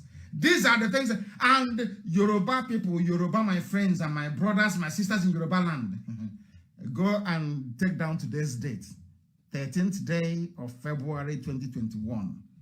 Tomorrow is the anniversary of the burial of my parents, killed by the same Nigerian government. Killed by Nigerian government. I am telling you today, Saturday, 13/02/2021, if you people continue this way, if you continue this thing, this dance you're dancing with Tinubu, hey, I will come back live on air and tell you, I told you so. Remember my warning? I am warning you today. You people should abandon Tinubu and his so-called useless 2023 ambition, or else you will die with him. Yoruba land will be gone. Write it down. Saturday, 13/02/20. Ask yourself, why is it that these criminals, these criminal headers and killers are not in Biafra land, dragging our land with us? Because they know that we are prepared to die with them. When they see you as in the middle belt, they value life, they like begging. Oh, please, we are sorry now. It's one Nigeria. Let us keep this country going. The more you stay in one Nigeria, the more you will die. Because Fulani needs that fake unity to conquer you. Before they conquered the Hausa, they were telling them we are Hausa Fulani, Hausa, unity between Hausa and Fulani. By the time the Hausas woke up, Fulani is already in Middle Belt. They have come again. One Nigeria. Let's put Nigeria together. Let Nigeria be one. And in it, you're going to die. You will perish. Because everything that is artificial on this earth comes to an end. Nigeria is an artificially created product. It must come. It has an expiry date. It has expired and it must come to an end. But before it comes to an end, Fulani will deal with all of you. It's punishment from God, for your information, for all people who did against Biafra. People are suffering today. Who are the ones suffering today? All those that ganged up against Biafra, they're the ones suffering. You know, we sinned against God, and God allowed, Britain to use Nigeria to punish us. We know that very well because we did a lot of very horrible things. Very horrible things. Human sacrifices, all these stupid rituals that we're doing. Worshipping idol, bowing down before a graven image, an image carved by the hands of man. Rubbish. Today, that's the one thing about Almighty God that we worship. Anytime you go against Israel, God will use you to punish Israel, no doubt. But after that, his anger will turn against you. That's what is happening now. All those that fought against Biafra, all the lies, all the deceits against Biafra is now in the open. Do you know, I keep reading journals and articles all over the world saying that when they kill us Biafrans or they arrest us, they say it's purported, it's alleged. Even if you show them where the army is shooting people, killing them live, it is alleged. Purported, alleged. Because liars have taken over the whole world. We no longer have people of truth. But we are here, and we'll keep ramming it down their throat until they understand and get some sense. They understand and come to the realization that as long as we are alive, we cannot be silenced. We cannot be gagged. It doesn't matter what you do. It doesn't matter how you do it. We continue to strive on every blessed day, relentlessly and consistently, until Biafra is restored, or we all die. One of the two must happen. Governor Bello Matawale said that the government won't abandon ongoing dialogue with bandits, people that have no name. They have no name. There is no name. They have no name, but you can dialogue with them. But those that have names, you claim you can kill them. Does that make any sense to any living being? And all of you are clapping. Lai Mohammed, there is no Buhari in Nasarok. Only an idiot believes that is Buhari. There is no Buhari. People out of shame, out of envy, out of jealousy, don't want to concede. Have you heard from him? In all this waiting debate, you hear from Garba Shehu, you hear from Lai Mohammed, you hear from the great harlot herself, Loretta Noche. Do you hear from a president who is sitting in a country that is boiling at the precipice? And I'm splitting with my Yoruba people. My Yoruba people, please, please, please. Now is the time to end Nigeria. Look at what happened at Lekki. Now is the time to end Nigeria. End it completely. Or else you'll be there thinking of, it's like corn. Let me tell you one thing about oil and gas in Biafra land. It's like corn that we give to chicken. When you want to trap chicken, you'll be dropping corn, small, and the chicken will follow you into the house. You close the door and you kill it. That is what is happening. Anytime you want to reason, they will tell you, oh, remember how you're going to pay your workers? Oil and gas in the East, oil and gas. You idiotically agree. In one Nigeria. And by the time your mother goes to the farm, she's raped and cut into pieces. By the time you realize it's too late. I'm asking you today a very simple question. How many governors from the north has ever condemned what Fulani bandits are doing? Or should I say Mieti Allah? None of them.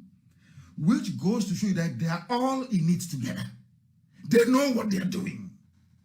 But because people from the south are so stupid, and I keep asking myself, is it that those from this, when I mean the north, I mean the core north, Janjaweed north, the Sharia north. Does it mean they're more intelligent than we are in the south? How did they succeed in dividing us so much? They come to the east and they divide us. They say, oh, you're not Igbo. No, you don't do anything with them. They go to the west and say, oh, Igbo man is your worst enemy. Biafra is our enemy. And you agree. How did they manage to convince all of you? And I keep asking this question all the time. It's time to wake up and smell the coffee because I'm in America. They love coffee here a lot. You will not hear any Janjaweed governor condemn what is happening in the north. But anytime we try to resist them, you see them shouting all the time. That tells you something about these people. That tells you something about their mindset. That tells you something about what they have in store for you. If you do not wake up now, tomorrow may be too late. Not just for you, but for your children, even those who are unborn. As the Yorubas are now fighting and struggling to retain their own forest. That the Fulani had the audacity to kill Amotekun operatives. Even police are arresting Amotekun. That was the reason why I tweeted yesterday calling for OPC, and I wrote about it again on Facebook today, calling on OPC to take over. OPC needs to take over because they have the pedigree. They need to take over. They must take over. They must take over.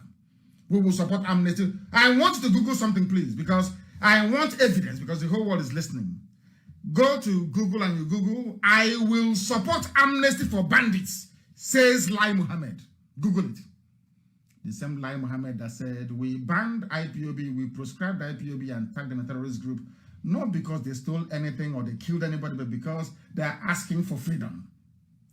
The same man that said, we cannot proscribe bandits because they have no name, the same man is now telling you, we will support amnesty for bandits. What does that tell about Nigeria? It tells you that you have no presidents to start with, and that gangsters are now in charge. A band of blood-sucking demons, criminals all over the place. All over the place. Unless you know their game, you can't understand. Sometimes they come on social media, they change their name to a southern-sounding name or middle belt to attack you. If you're foolish, you will think a human is attacking you, but no.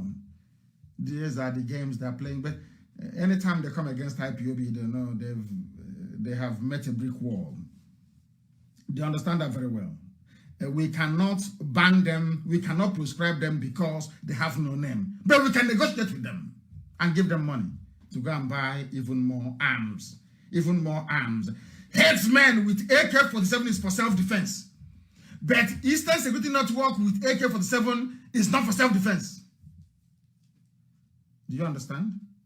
And as I'm saying this, let me also remind, if you know who Pusadema very well, please go and tell him that those people that they abducted today, the reverend, the rabbi they abducted today, they must release him. I'm warning everybody to go and warn Hope Uzodinma and George Ubiozo. They must release them. They must release them. Or else that thing they're looking for in Imo State, they are going to get it. They are going to get it. They are going to get it. Absolutely, they are going to get it. Have they stopped us? Of course, they cannot stop us. For 1 second there, we lost our transmission, but we are live and direct. After all, we are in the USA. And the banditry in the zoo will continue, even according to the midget who brought in bandits himself, El Rufai. He said it is going to continue. And I told you people before, forget about the zoo, they make noise so much. You see them today with their police showing off. When the trouble starts now, they will go and call the army. When the army will come and fail, they will go and start begging Cameroon and Chad to help them. I was telling you, I have been telling you for years now, that the zoo called Nigeria, they have never won any war before. They have never fought any war. They have never won any war in their lives before. Some of you thought I was joking. Even this Atahiru was the one that presided over Operation Python Dance, in case you've forgotten. When he's done, I'm sure they will give him ambassadorial position. I'm sure that's what they will do. Isn't it? This same man Atahiru from 82 Division in Enugu that was busy killing civilians. The idiot that failed to command any sector successfully in the fight against Boko Haram is the one that appointed to go and be their new chief of army staff. Let me tell you what he said. He said army to involve Cameroon forces in insurgency fight. I told you before, Nigeria has never won any war before in their lives. Biafran war was fought by Britain, Russia, Egypt, and Islamic countries. If God is my witness, if ordinary ESN with Nigerian army will defeat them. Anytime, any day. Anytime. That is why they keep abducting civilians. They know where we are. They can come to the forest where we are. They know where we are. But because of the cowardly nature of Nigerian army, they only go after soft targets. Common Boko Haram that they created, they cannot defeat. They are begging Chad. Chad is one of the poorest countries in the world. The poorest in the world, they are begging Chad. They are begging another poor country, Cameroon, to come and help them to fight a war. But they are the giant of Africa. Giant for only by mouth. They cannot do anything. If you think that we will fight a war and that Nigeria will defeat Biafra, then you are insane. You are insane. If you cannot defeat a ragtag army of a zealots in Sambisa forest, how can you defeat Biafra? How? I'm asking you. Oh, sorry. Britain will help you. Britain will tell all the lies, will lie to America, lie to everybody, try to deceive everybody on behalf of the zoo.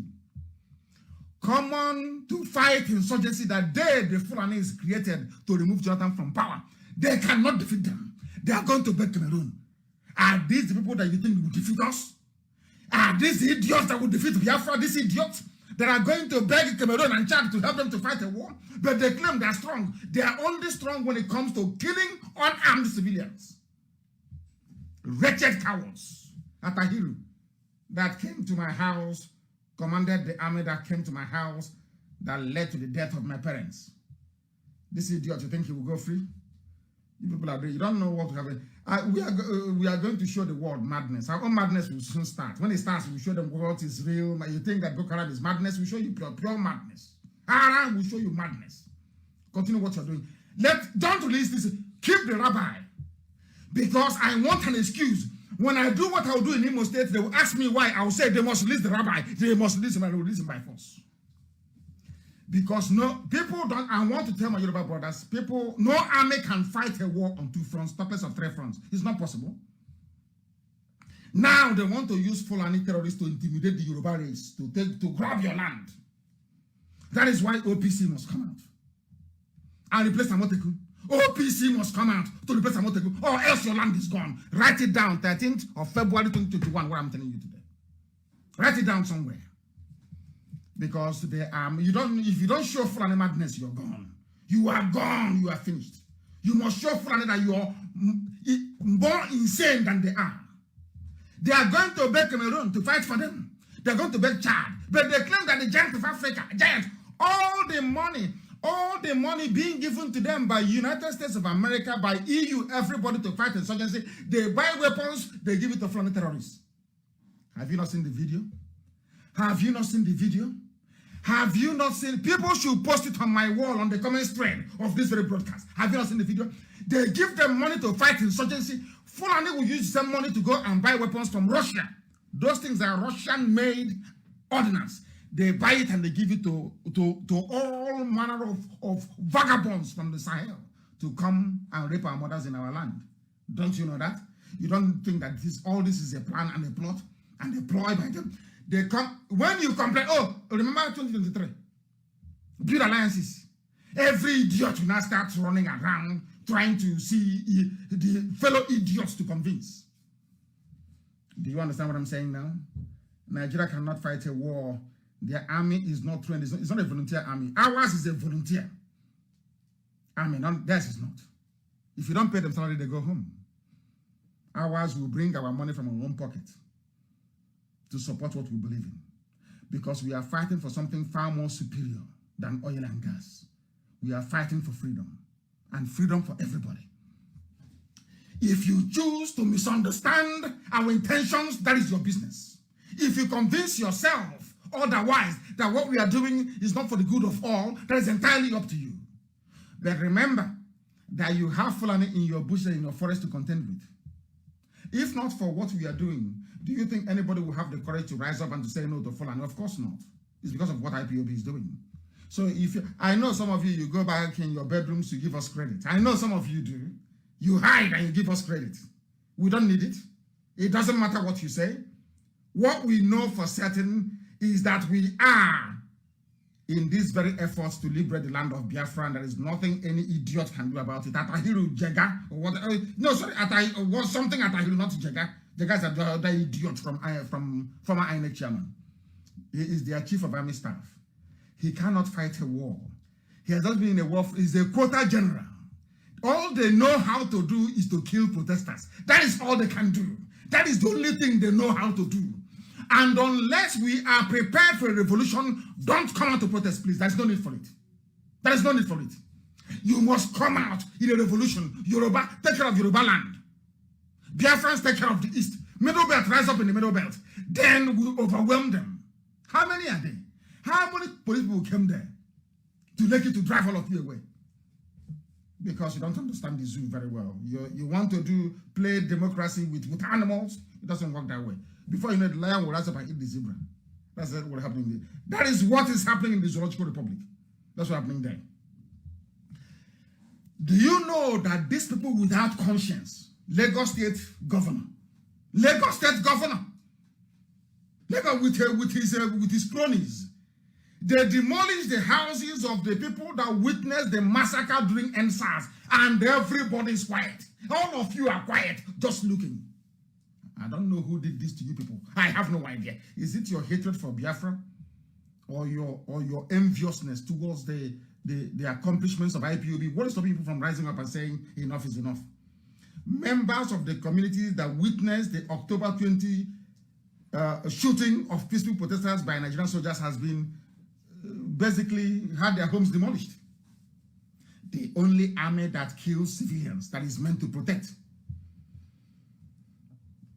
All of you, in that 1999 constitution, they wrote it there, that the army can come to help the police. Fulani, they know what they were doing. That is why everywhere you go is Fulani head. Fulani everywhere. They know, they understand. They know that some of us are very foolish. We cannot reason. That is the reason why now army no longer defend the country. They now specialize in killing civilians and propping up a regime. That is now their job. Only in Africa. And Africans are sheepish. Hey, I don't want to go close to Africa again. No. God knows. I don't want to go close to Africa. God is my witness. Instead of me to come again as an African, let me come as a tree in the forest. Can rock in the forest. At least if you cut me down, you can use me as firewood, charcoal, or center table. I'm telling you the truth. I don't know how Africa is reasoning. I have never seen, even monkeys cannot reason this way. The way black people reason in Africa. If monkeys cannot reason that way. God have mercy on you people. Have mercy on you people. The same, so nobody is asking these soldiers why is it when it comes to killing civilians you have bullets, you have armaments, but anytime you're asked to go and fight terrorists in Sambisa forest, you say we have no arms, we've run out. But you never run out of arms to kill civilians. Never ever. When it comes to killing civilians, you have arms in abundance. But when it comes to fighting terrorism, no, you don't have any. You don't have any. They have gone to they've demolished it, and everybody will just go home and do nothing. And their media, this person said that, that person said that, and at the end of the day, nothing happens. Nothing happens. Once again, I'm going to open the lines in a very short while. Remember when the Fulani said they were going to ban open grazing? It's a lie. Fulani can never, they want to take your land from you. It's a lie. If you like, fall for the lies, that is your business. We are not falling for it. Fulani will take your land from you. You can't do nothing. Go to Middle Belt and see it. They bring out one of your sons or your daughters. They promise the idiot something. Oh, don't worry, we'll make you president of the Senate. You will be the Speaker of the House of Representatives. That's all. The idiot was that rubbish. Let's keep Nigeria one. Did you create Nigeria? Only create Nigeria. Did you create Nigeria? I'm asking you. The person that created Nigeria is dead. Dead. Without shame, black people. We have so much to get through today. So much. I'm preaching the gospel of heaven. I told them no one I won't hear them. They thought it was a joke. A time will come, we'll match force with force. Anything they want, we give them. Anything they want, we give them. Let them not release this priest. Can you tell him what I want to release him? Let them not release him now. They will see what he will state will become. Go and all of you intellectuals, prepare what you're going to write to.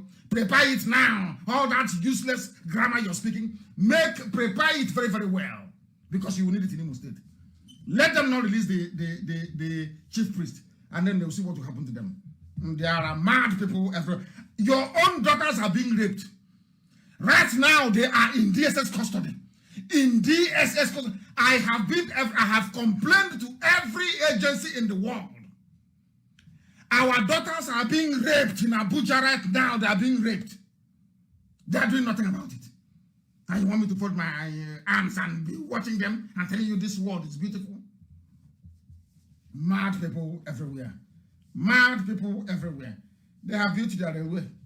And all of you are there. That IPOB is challenging the sovereignty of Nigeria. Sovereignty created by who? You're not ashamed of yourself? You useless black monkeys. Sovereignty of Nigeria created by a white person. And you're not even ashamed of yourselves. You are defending the sovereignty in Africa created by a European. Can an African go to Europe to create sovereignty? You shameless fools. Can an African go to Europe or to Asia? You know, this UG people are a disgrace to humanity. Disgrace to humanity.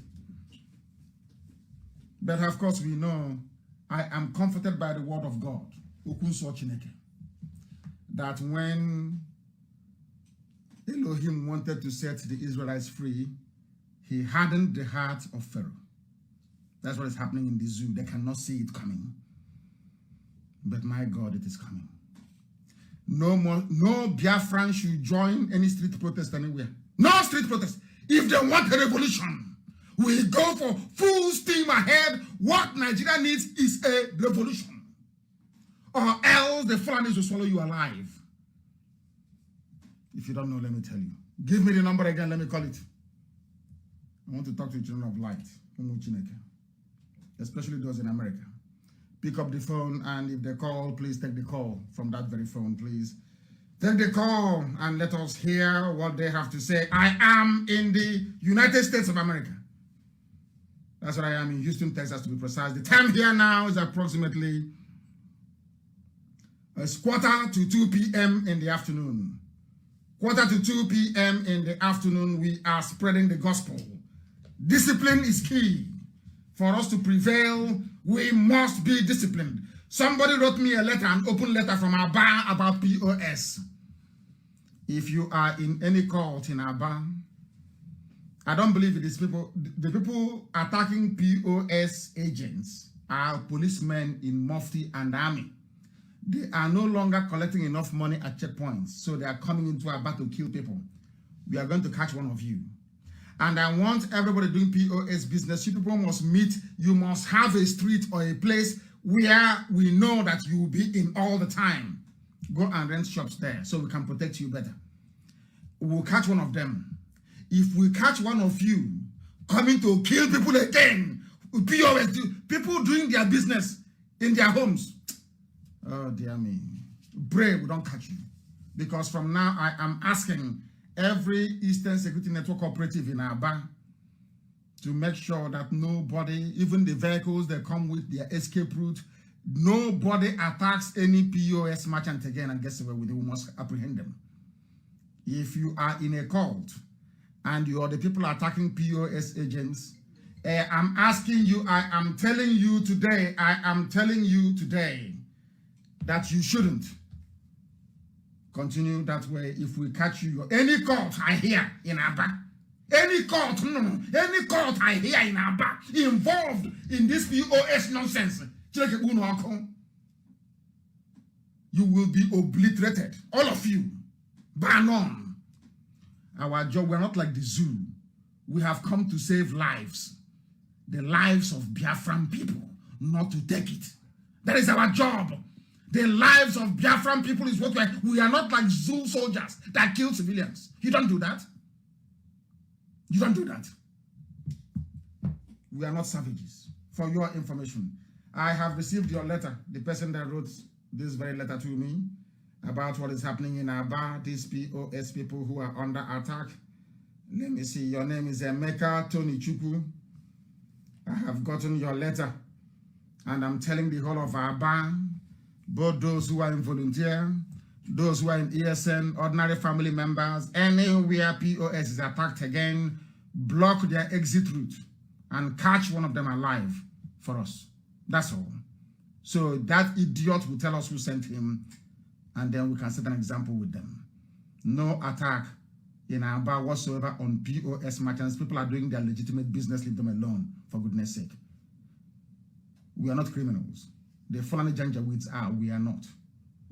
Anibumu Chineke, don't forget that. We are the children of light. And when Biafra comes, everybody will have a stake in it. It's not going to be like the zoo. Everybody will have a stake in Biafra. Everybody will live a very good life in Biafra. So there is no need involving yourself in any form of criminality. Go and join ESN and fight for the liberation of your land.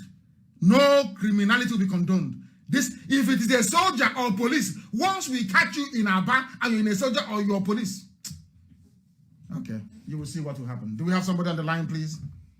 Do we have anybody on the line? Who is that very person? Who is that very person? Somebody from Houston, Texas. Yes, yes, the person can call, please. The person can call. We have somebody on the line, please. Your name and where you're calling from. We are live and we are direct from Houston, Texas, and the world is listening.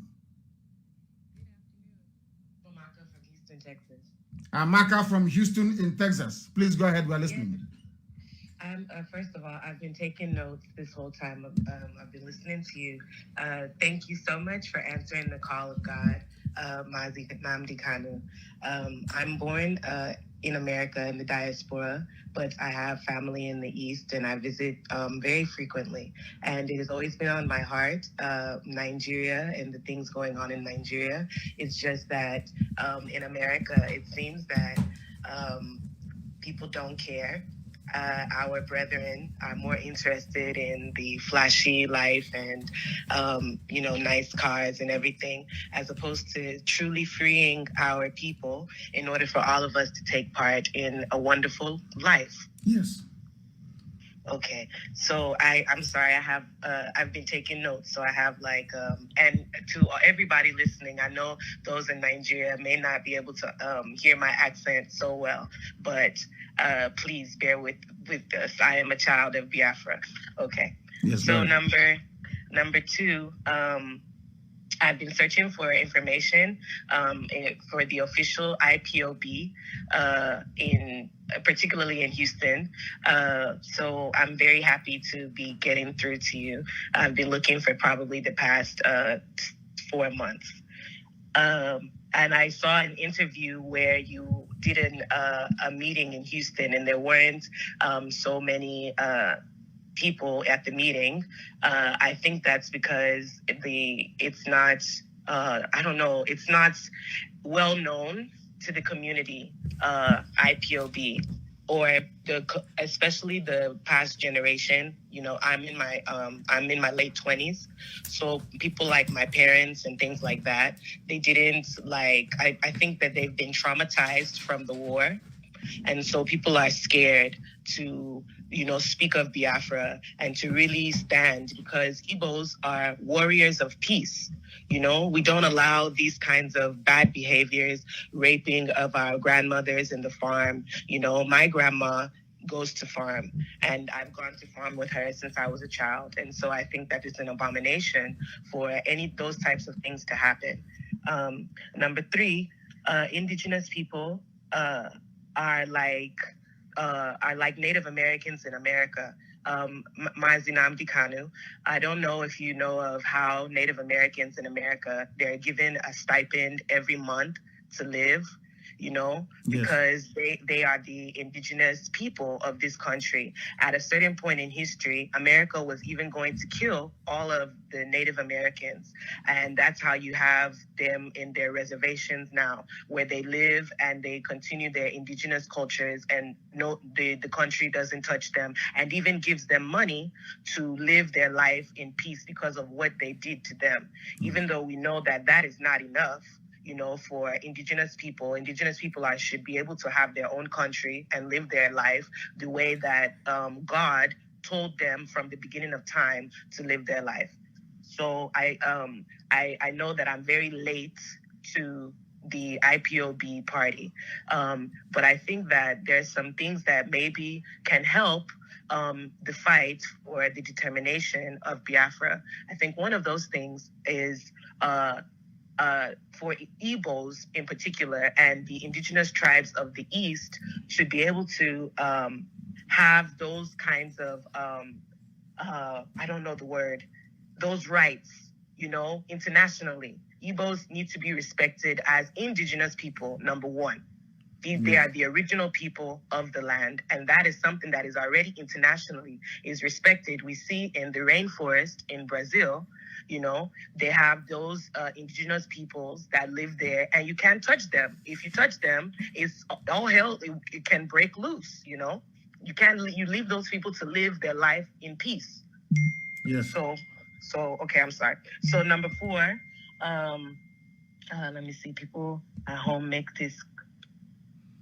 Okay, so in regards to Fulani herdsmen, So in my place in Isukwato, I know that in the past 2 months, the escalation of kidnapping and rapings and all kinds of things that these insurgents are doing in our lands have increased, especially in the past 2 months.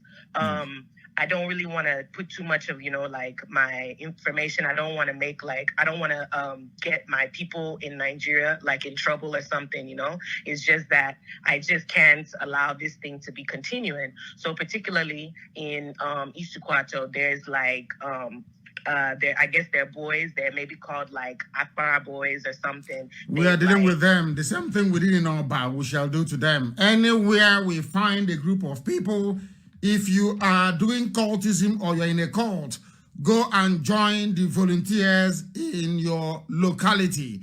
If you continue this nonsense of cultism and we catch you, I thought, I'm sorry, will be better for you as a name. It's not going to happen. We went to Isukwato and we did some work in Isukwato, isn't it? A lot of work was done there last week or 2 weeks ago, and we shall continue to monitor the situation. But I can tell you that things are returning back to normal in Isukwato. Not just there, but across the land.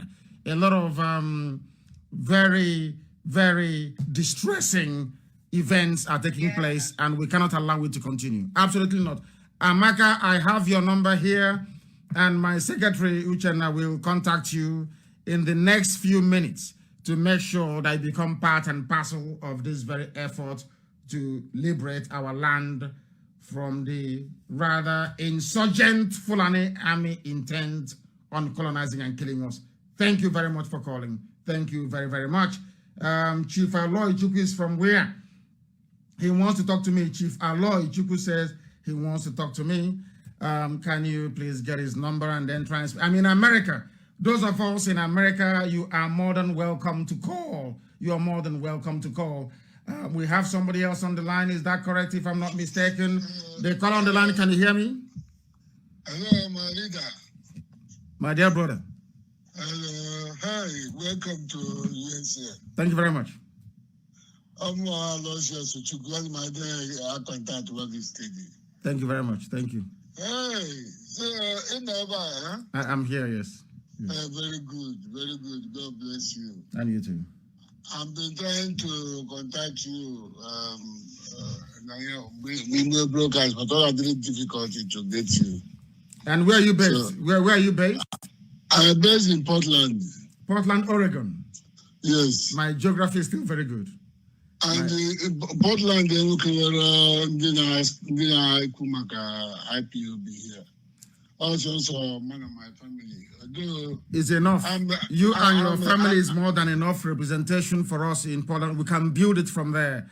What I have to say to you is that we have noted down your number, 45 ending 4511, and my secretary will give you a call also very, very shortly to see how we can make sure that the family in Portland, Oregon grows exponentially. Thank you very much. There is nothing much for us to discuss. After this very program, I will get back to you. And if there are other things you want to say regarding what we are doing, then you are more than welcome to do so. We have a lot of people who are sending messages for us. This is Isuochi. Of course, we are going there. We are going to Isuochi. People are here. There are a lot of people from all these communities under siege in America. Bende is under siege. What is the Bende people doing about it in America? Isukwato is under siege. Our sister Amaka has called a short while ago to tell us all these places that is under siege. Enugu is under siege. Anambra is under siege. That ESN is fighting very, very hard to make sure that we bring it to an end. What are those communities doing in America? What are they doing in the United States of America? Are they part and parcel of what we are doing or not? Are they part of it or not? I don't know what is happening in all this technology. What is going on here? Somebody's trying to call. I don't know what is going on with this iPhone. I can't understand it. A lot of people are trying to call us ostensibly from the USA. People are calling from the USA. People are calling us from the United States of America. Even here as well. I don't know what this one means. I'm trying to see if I can take the call. How is it that calls can come to iPad? Is that possible? How is that possible? I don't have any SIM card in here, so how is that possible? It's connected to the Wi-Fi. It's connected to the Wi-Fi and it's bringing everything here. I am seeing the type of technology I've not seen before. Let us try and see if it's going to work. I have somebody on the line. Can you hear me? They've gone. Yeah. They have gone. My leader. Yes, please. I have to step out from the... How are you? I'm very well, thank you. And where are you calling from? Give us your name, please. I'm calling from Chicago. From Chicago, your name, please, if you may. My name is Glife Onwigwe. Onwigwe, thank you very much. The world is listening. Go I'm ahead. from Rivers. Which part of Rivers are you from? Ikwere. From Ikwere? Are you, what is the meaning of Nwike in Ikwere? Nwike, that's the child that has power. Okay, the governor of your state says it is a little baby on feeding bottom. A little baby. He doesn't know nothing. He doesn't know nothing. He knows he's Igbo. He's just joking and wasting his time. Thank you very much. Please go on. We are listening. Go ahead. Okay. I'm trying to, maybe I will have to come to Houston. I have to come to Houston. Please yes, come. I'm coming to Houston on Wednesday. I want to see you in person. Please come. Come. Okay. Thank you very much. Have you taken his number? Hold on. Let your number has been taken. Can you please make a note? Onwigwe, is that correct? Onwigwe. Yes. He is from Ikwere. Onwigwe. But somebody said he's from Yoruba. Hi, unbelievable. These people. Thank you very much. Onwigwe, I'm waiting. On Wednesday you come. Thank you. Thank you very much. Thank you very much, my dear brother. It's from Ikwere. See, things are happening here. I am in the United States of America. Our people are calling. The caller on the line, can you hear me? Yes. Please, your name and where you're calling us from.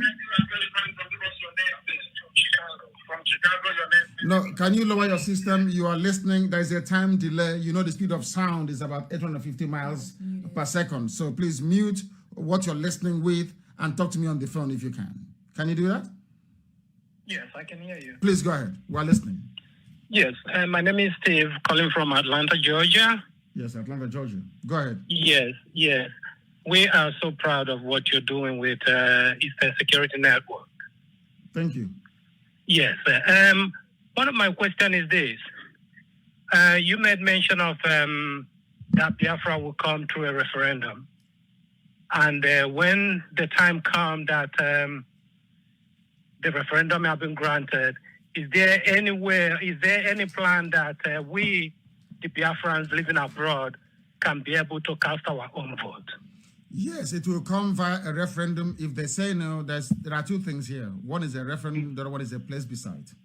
So, and if it is the plebiscite, which is the one we are going to run ourselves to determine or to gauge the preference of our people for Biafra, then everybody will participate. Regardless of where you are all around the world. Everybody will participate, so nobody will be left behind. Everybody will participate, but we also want all of you to participate right now in the process of getting us there, because we are spending a lot of money on Capitol Hill trying to get our message across. But some of you, you have your reps and you have your senators, and you can go and talk to them. You can go and talk to your senator. You can just even take some clippings from newspaper. Just print out newspaper headlines. Go make an appointment with your senator or your House of Reps member and say to them, this is what is happening in the zoo, and we want to be free. Try and do that, but nobody will be left behind. Everybody will cast their votes regardless of where you are around the world. Thank you. You're doing a great job. Thank you very much. Thank you. Thank you, my dear brother. Thank you very, very much. People are calling. Of course, they are calling from all over the world. What is that? Why is it that when some people call, it comes out that way? What is going on? It's because too many calls, too many people calling, and as we expect them to. We are live and we are direct. I'm in Houston, Texas, and the time here now, if I am not mistaken, is 3 minutes past 2 p.m. in the afternoon. A rather cold afternoon in Houston, Texas, and we are taking calls from our people who are here in the USA. Too many calls coming in? So many. Mm-hmm.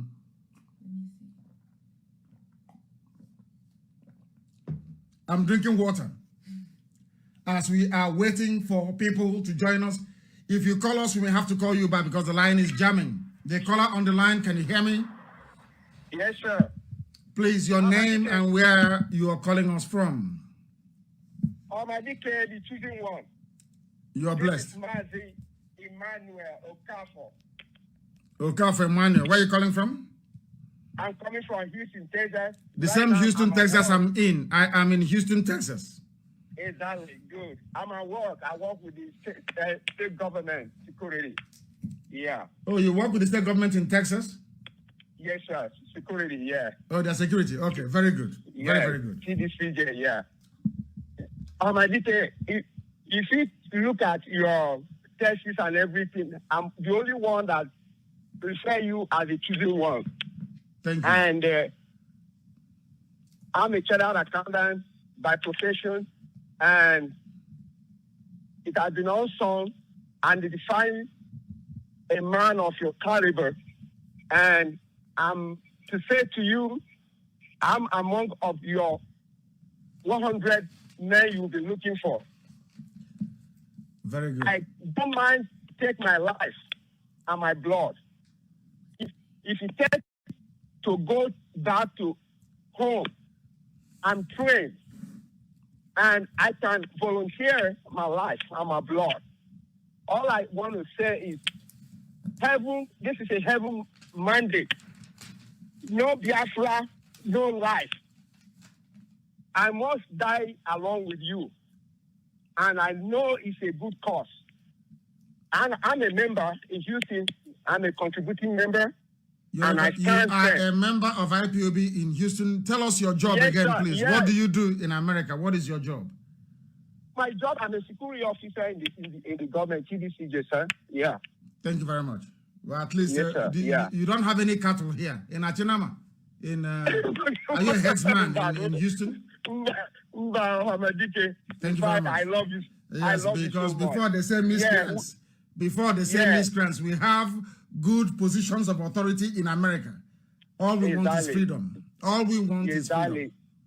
Yes, sir. I love you so much, and I back you in prayer. I'm also, I have a calling too, and I've been in for the past 26 years in the ministry of God, and I'm not just like those fake ones down home there.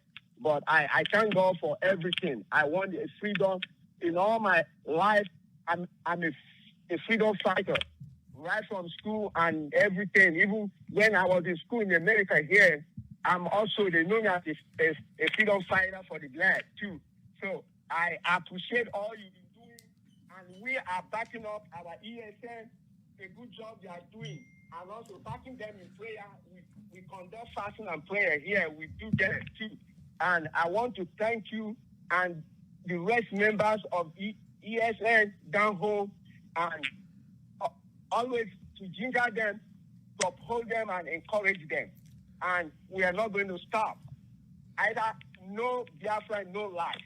Of course. Every one of us, we can perish. Of course. I'm ready, sir. Thank you very much. Yes, sir. Thank you very, very much. Thank you very much. Thank you. I have another caller on the line. This caller, can you hear me? Your name and where you are, please. Yes, your name and where you are. This is Radio Biafra, and we are in Houston, Texas. Yeah, my name is Ivan Sagunande. I'm calling from California. I'm from Imo State, Ikeduru, Imo State. I actually like what you're doing concerning criminality in Biafra land. And I want you to please continue on that part. I also want you to address all these boys in cybercrime. You know, those are no professions for tomorrow. It's not going to lead them anywhere. We have so much of them in nowhere, driving cars, doing nothing. Please, I need you to put in words for ESN to sanitize our community so that when we have the Biafra, which we already having, which is very close, so that we can be very comfortable. Because I'm sure by the time they finish with whatever they're doing in the cyber, they will come down low, because criminals are criminals. Please, I so much love what you did on the people attacking the POS. Let's extend it and have a very sanitized environment. I'm just coming back from Nigeria. I like the environment. I'm more encouraged now in the farm work I'm doing to invest more in our farms since that the forests are becoming safer.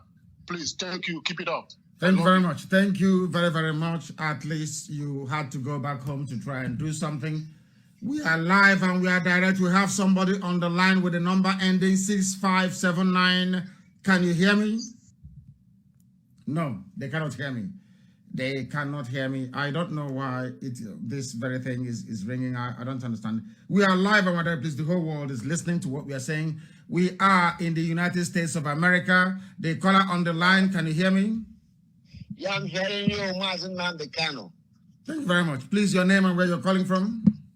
My name is John Okechukwu Okafor from Omunya, your local government area, Biafra land. Thank you very much. I'm calling you from New York City. From New York. Thank you very much. The world is listening. Please go ahead. Yeah, first of all, I just want to appreciate your work. I just want to thank you for your good work. And I pray that God Almighty will continue to bless you, guide you, protect you in anything you're doing. No evil fashion against you shall prosper. Continue your good work. No evil shall near you.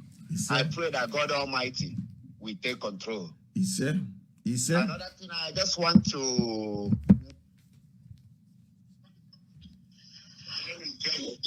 Go ahead. No. We have lost. Have we lost him? Have we lost him? Please, can you get Madam Okafor to make her announcement, please? Can you call Madam Okafor to make her announcement, please? Call her. We are live and we are direct. The caller on the line, are you still there? Yeah, I'm still there. Please go ahead. So I just want to appreciate your work. Thank you very much. Thank you, my dear brother. Thank you very, very much. Thank you very much. I believe that we are now, we're going to have an announcement from our woman leader here in the United States of America, because there's going to be a Zoom meeting. There is going to be a Zoom meeting, I believe, of some sort. Is she on the line? Is Madam Okafor on the line? Yes, madam, can you hear me? The world is listening. We are live and we are direct. Even heaven is bearing us witness. Please go ahead. As usual, introduce yourself and then make your announcement. Okay, when do you want me to start? Now, the world is listening. We are live on air. Please go ahead. Oh, okay. Thank you. Good afternoon. Good evening to everybody, depending.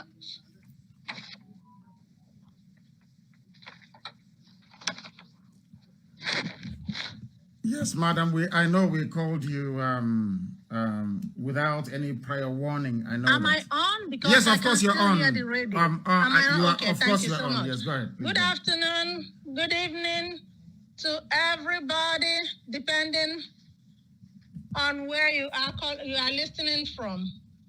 My name is Mrs. Bridget Okafor, the leader of the Biafran women who are supporting the Biafran struggle in the United States. I wish to thank our leader, Mazi Nnamdi Kanu, for this single opportunity to address the world on behalf of the Biafran women in USA. Today, we, the Biafran women in USA, are officially endorsing the Eastern Security Network established by our leader, Ohamadike Biafra. We, the women, are joining him to say no to the raping, no to the killing,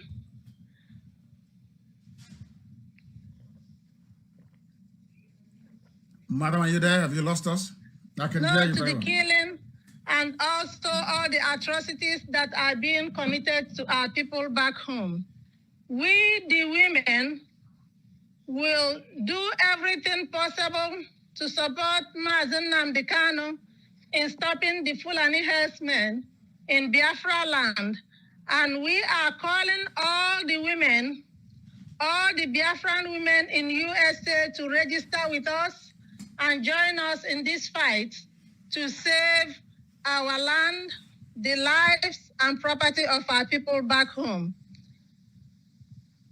Once again, we thank our leader, Mazi Nnamdi Kanu, and the members of IPOB for establishing the Eastern Security Network.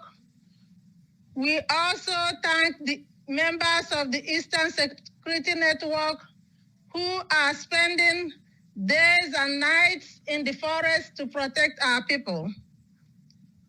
We, the women, are assuring them that they will never lack what they will use to discharge their duties. The Lord is their strength. And in order to kick off this support for the members of the ESN and the Biafra struggle in general, we are announcing a special fundraising through the Zoom network on Friday, February 19, 2021 at 7 p.m. Eastern Time or New York time. Please, we are encouraging everybody to join us in this Zoom meeting so that we collectively can save our land. Our leader, Mazi Nnamdi Kanu, will be addressing all the women, not just the women in America, the women all over the world, and also our husbands, fathers, and children. Please, if you want to join us and need to register with us, we are encouraging you to call the following members. My humble self, Mrs. Bridget Okafor, at 215-715-7709. Beatrice Ekezie, 347-517-7934. Or Rosemary Williams at 619-381-8579. Once again, on behalf of the Biafran women, I thank our leader, Mazi Nnamdi Kanu, for establishing the Eastern Security Network, and we are happy and we continue to support her in all the activities in order to maintain the Eastern Security Network. Please, this Zoom meeting, we are encouraging everybody to join us and log in. And the Zoom information will be provided very soon in our flyer, as well as in the IPOB community radio. Thank you very much and remain blessed. Thank you, Ise. Thank you very, very much. Thank you. That was the voice of our woman leader here in the USA. And we have somebody else on the line. Can you hear me? The caller on the line, can you hear me? Yes, I can hear you. Please, your name, please, and where you're calling us from, if you may. I am Lawrence Whitlock, and I am calling from Oregon in the U.S. And I just want to let you know that I have a lot of your supporters here from EBOs and been following you. And as a white American, I support it. They have turned me onto your cause, and I am so proud of what you're doing and proud of the passion and support that my friends are giving. Thank you very much. Thank you. So you're a white American, if I'm not mistaken. Can I describe you as such? I am, sir, and I'm proud to support your cause. Thank you very much. Thank you very, very much. I will try and get in touch with you. I'll get my secretary to take your details, and I will personally get in touch with you. Thank you very much for calling. Thank you very much. Thank you very much. Thank you. Thank you. Thank you. In America, we thank him very much, and also our woman leader, Mrs. Bridget Okafor. Thank you very much for that. There's going to be a Zoom meeting. I think it's all over the world. Biafran women all over the world. They're organizing it, and I will address them. That will be on Friday, if I'm not mistaken. On Friday, I think is it 7 or 8 p.m. Eastern time? Yeah, it will be posted on Twitter as well, I think. So you try and do that. And yes, it's very great. Do we have any more calls? Any more people calling us from the USA? Of course, there are many calls are coming in from across the United States of America. The United States of America. We have somebody else on the line. Can you hear me? The caller on the line, your name, please, and where you're calling from? Yeah, my name is Akobondo Amarachuku. And where you calling from? I'm calling from New York. From New York, please, go ahead. We're listening. The world is listening. Yeah, Onyendu, my leader. I'm going to two times,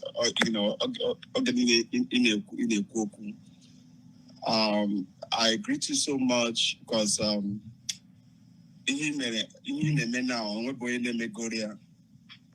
So even though I'm not around in the hospital, so again, I'm not around Yoruba man.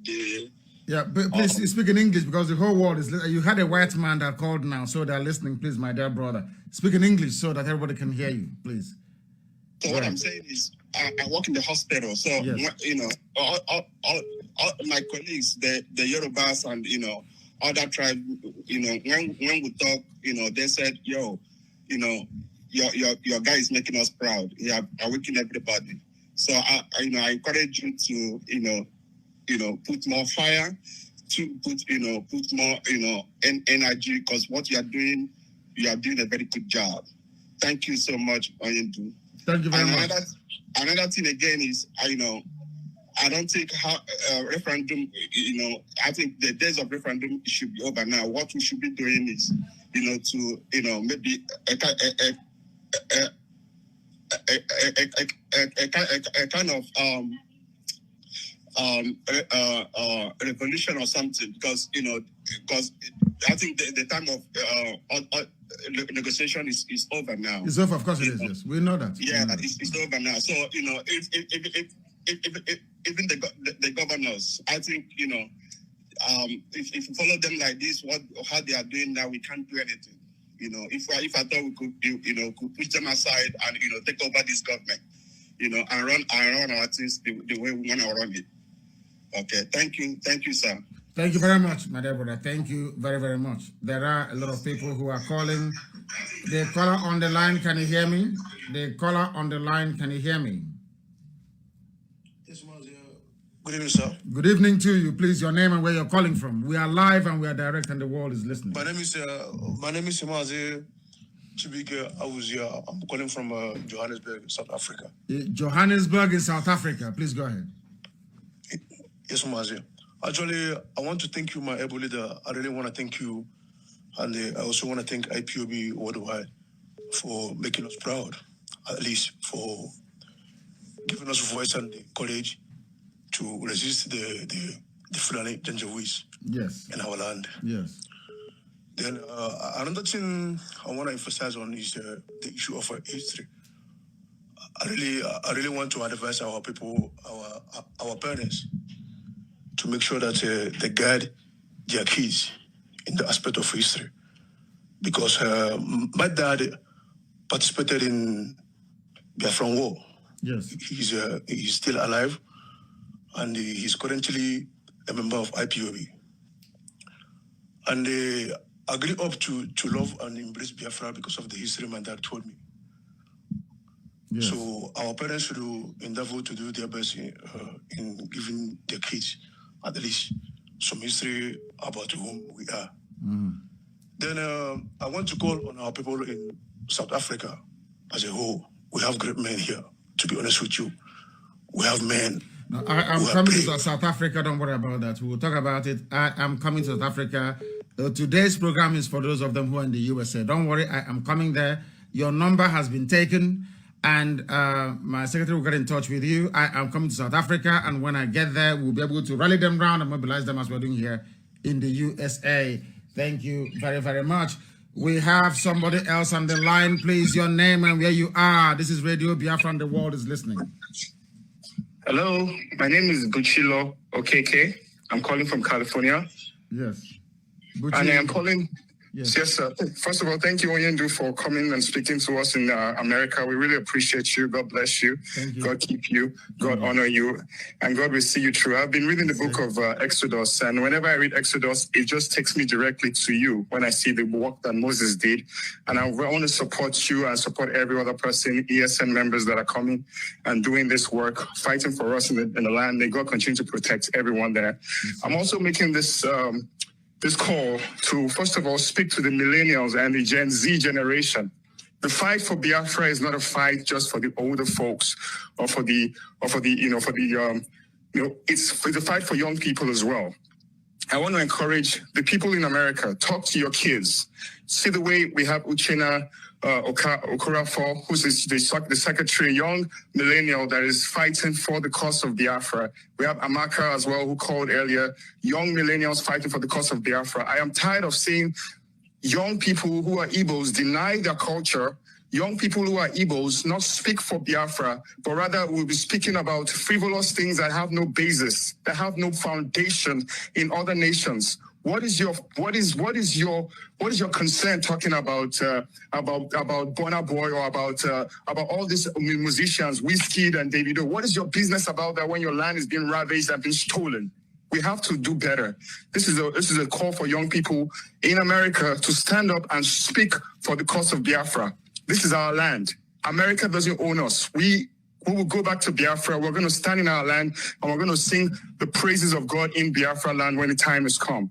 Thank you, Onyendu, for your good work. May God continue to keep you. Thank you, Caroline Okarafor, Uchenna Okarafor, for your good work. May God continue to bless you, and God continue to bless the soldiers in ESN. May your labor never be in vain. So shall it be in Jesus' name. Amen. He said, thank you very, very much. Thank you very much. Thank you. I am very grateful for that. Buchi, hardcore from California. Hardcore. I am very, very grateful for his call. Very grateful. I don't have too many calls still coming in. The caller on the line, can you hear me? It's still ringing, isn't it? Yes, the caller on the line, can you hear me? Yeah, I can hear you very well. Please, your name and where you are, please. All right, my name is Chijoke Norom. I'm calling from Maryland. From Maryland, please go ahead. We're listening. Yes. Go ahead. Okay. Am I live on the... Yes, you are. It will take a while for your voice to come out on your end, but of course you're live. Yes, go ahead, please. Just speak. All right.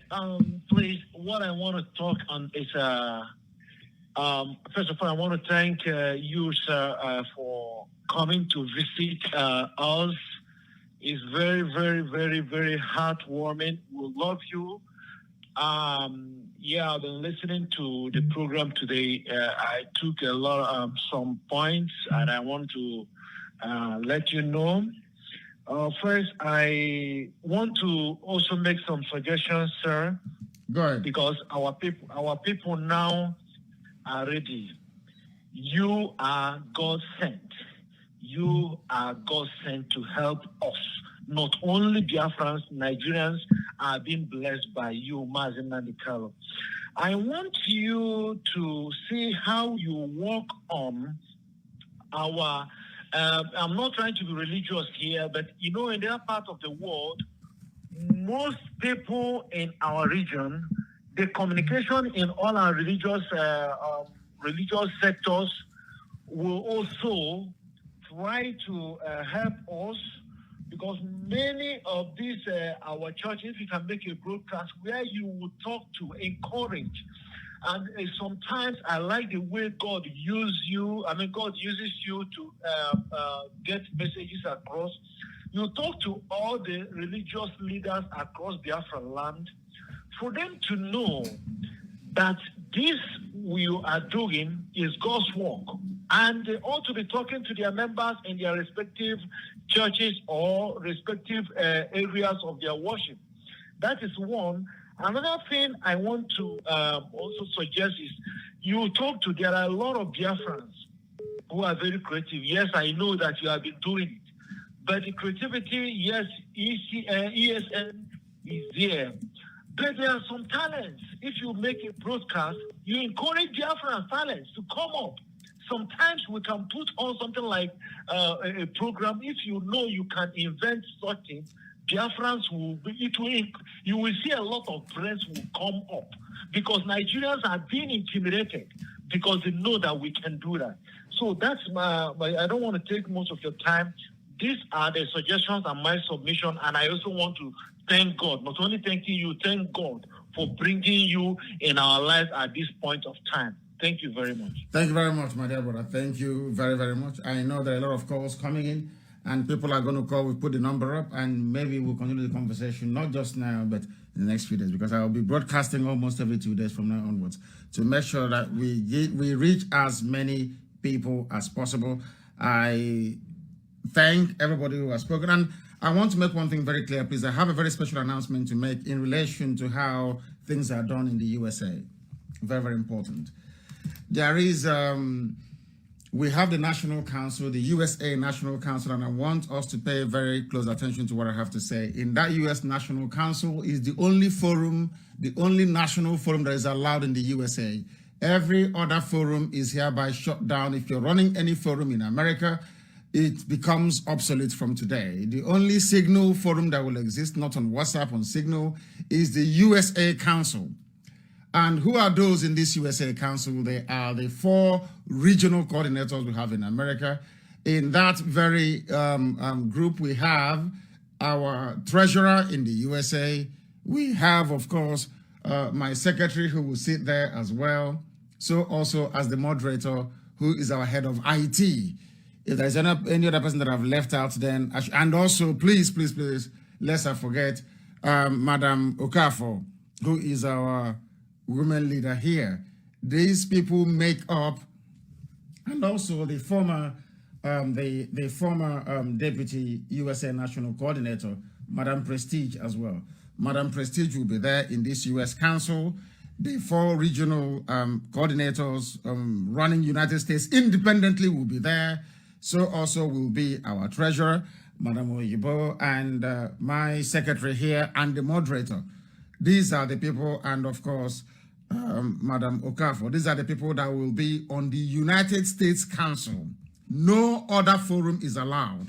If you have any message to pass to me, I will be able to get it via this very United States Council, please. They are the only national forum allowed in the USA. And in terms of our accounts in the regions, I think our sister Nnamdi will make a special announcement in that regard. But all these regions, please, they are not going to have any account of any sort. Please, all the accounts will be run by state. No regional accounts, please. Only by state. We don't want to duplicate the work that the states are doing already across America. And there will also be a town hall meeting here, of course, of a few people, because a lot of people are flying into Houston to come to see me from far and wide across the USA. And once they get here, we will be able to announce a town hall meeting. But for now, apart from the meeting that we have on Zoom on Friday, I think it is, in the evening, I will be having a program every other day, every 2 days. And for those of you who are traveling to Isiama Faruku, to my compound, for the memorial service, may Chukwukabiyama be with all of you as you proceed to that very place. And for those of you holding the rabbi in Imo State, I ask you to please let him go. I thank all of you for listening this very morning, afternoon, or night, depending on where you are from me, from here, with all the love in my heart. It is good afternoon. Amuna gibili ben Kanu Bamaichangwa Chineke Yelo Biafra Kodozo Bodani Kamuna gibili ben Nnamdi Kanu Bamaichangwa Chineke Yelo Biafra Kodozo Bodani Kamuna gibili ben Nnamdi Kanu Bamaichangwa Chineke Yelo Biafra Kodozo Bodani Kamuna gibili ben Ukonu ya Ijuku ya Omume ya Bureni ya Komputa Ukonu ya Ijuku ya Bureni ya Komputa Chineke Yelo Biafra Kodozo Bodani Kamuna gibili ben Nnamdi Kanu Bamaichangwa Chineke Yelo Biafra Kodozo Bodani Kamuna gibili ben Ukonu ya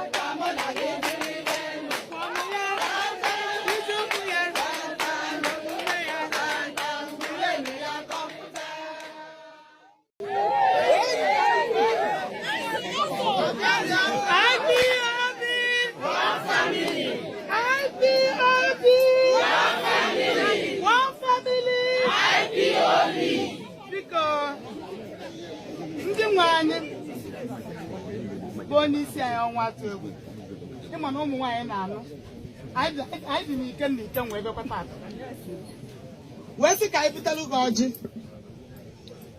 gị na ndị steeti na ndị ọha na eze ụmụnne anyị bịara ebe a ka ị wee mee mitin tata na onye ka bụ nri nwaanyị na-enye di ya o wee nye ọbịa. Ndewonu. Ọ ga-adịrị unu na mma. Efu na okenye anyị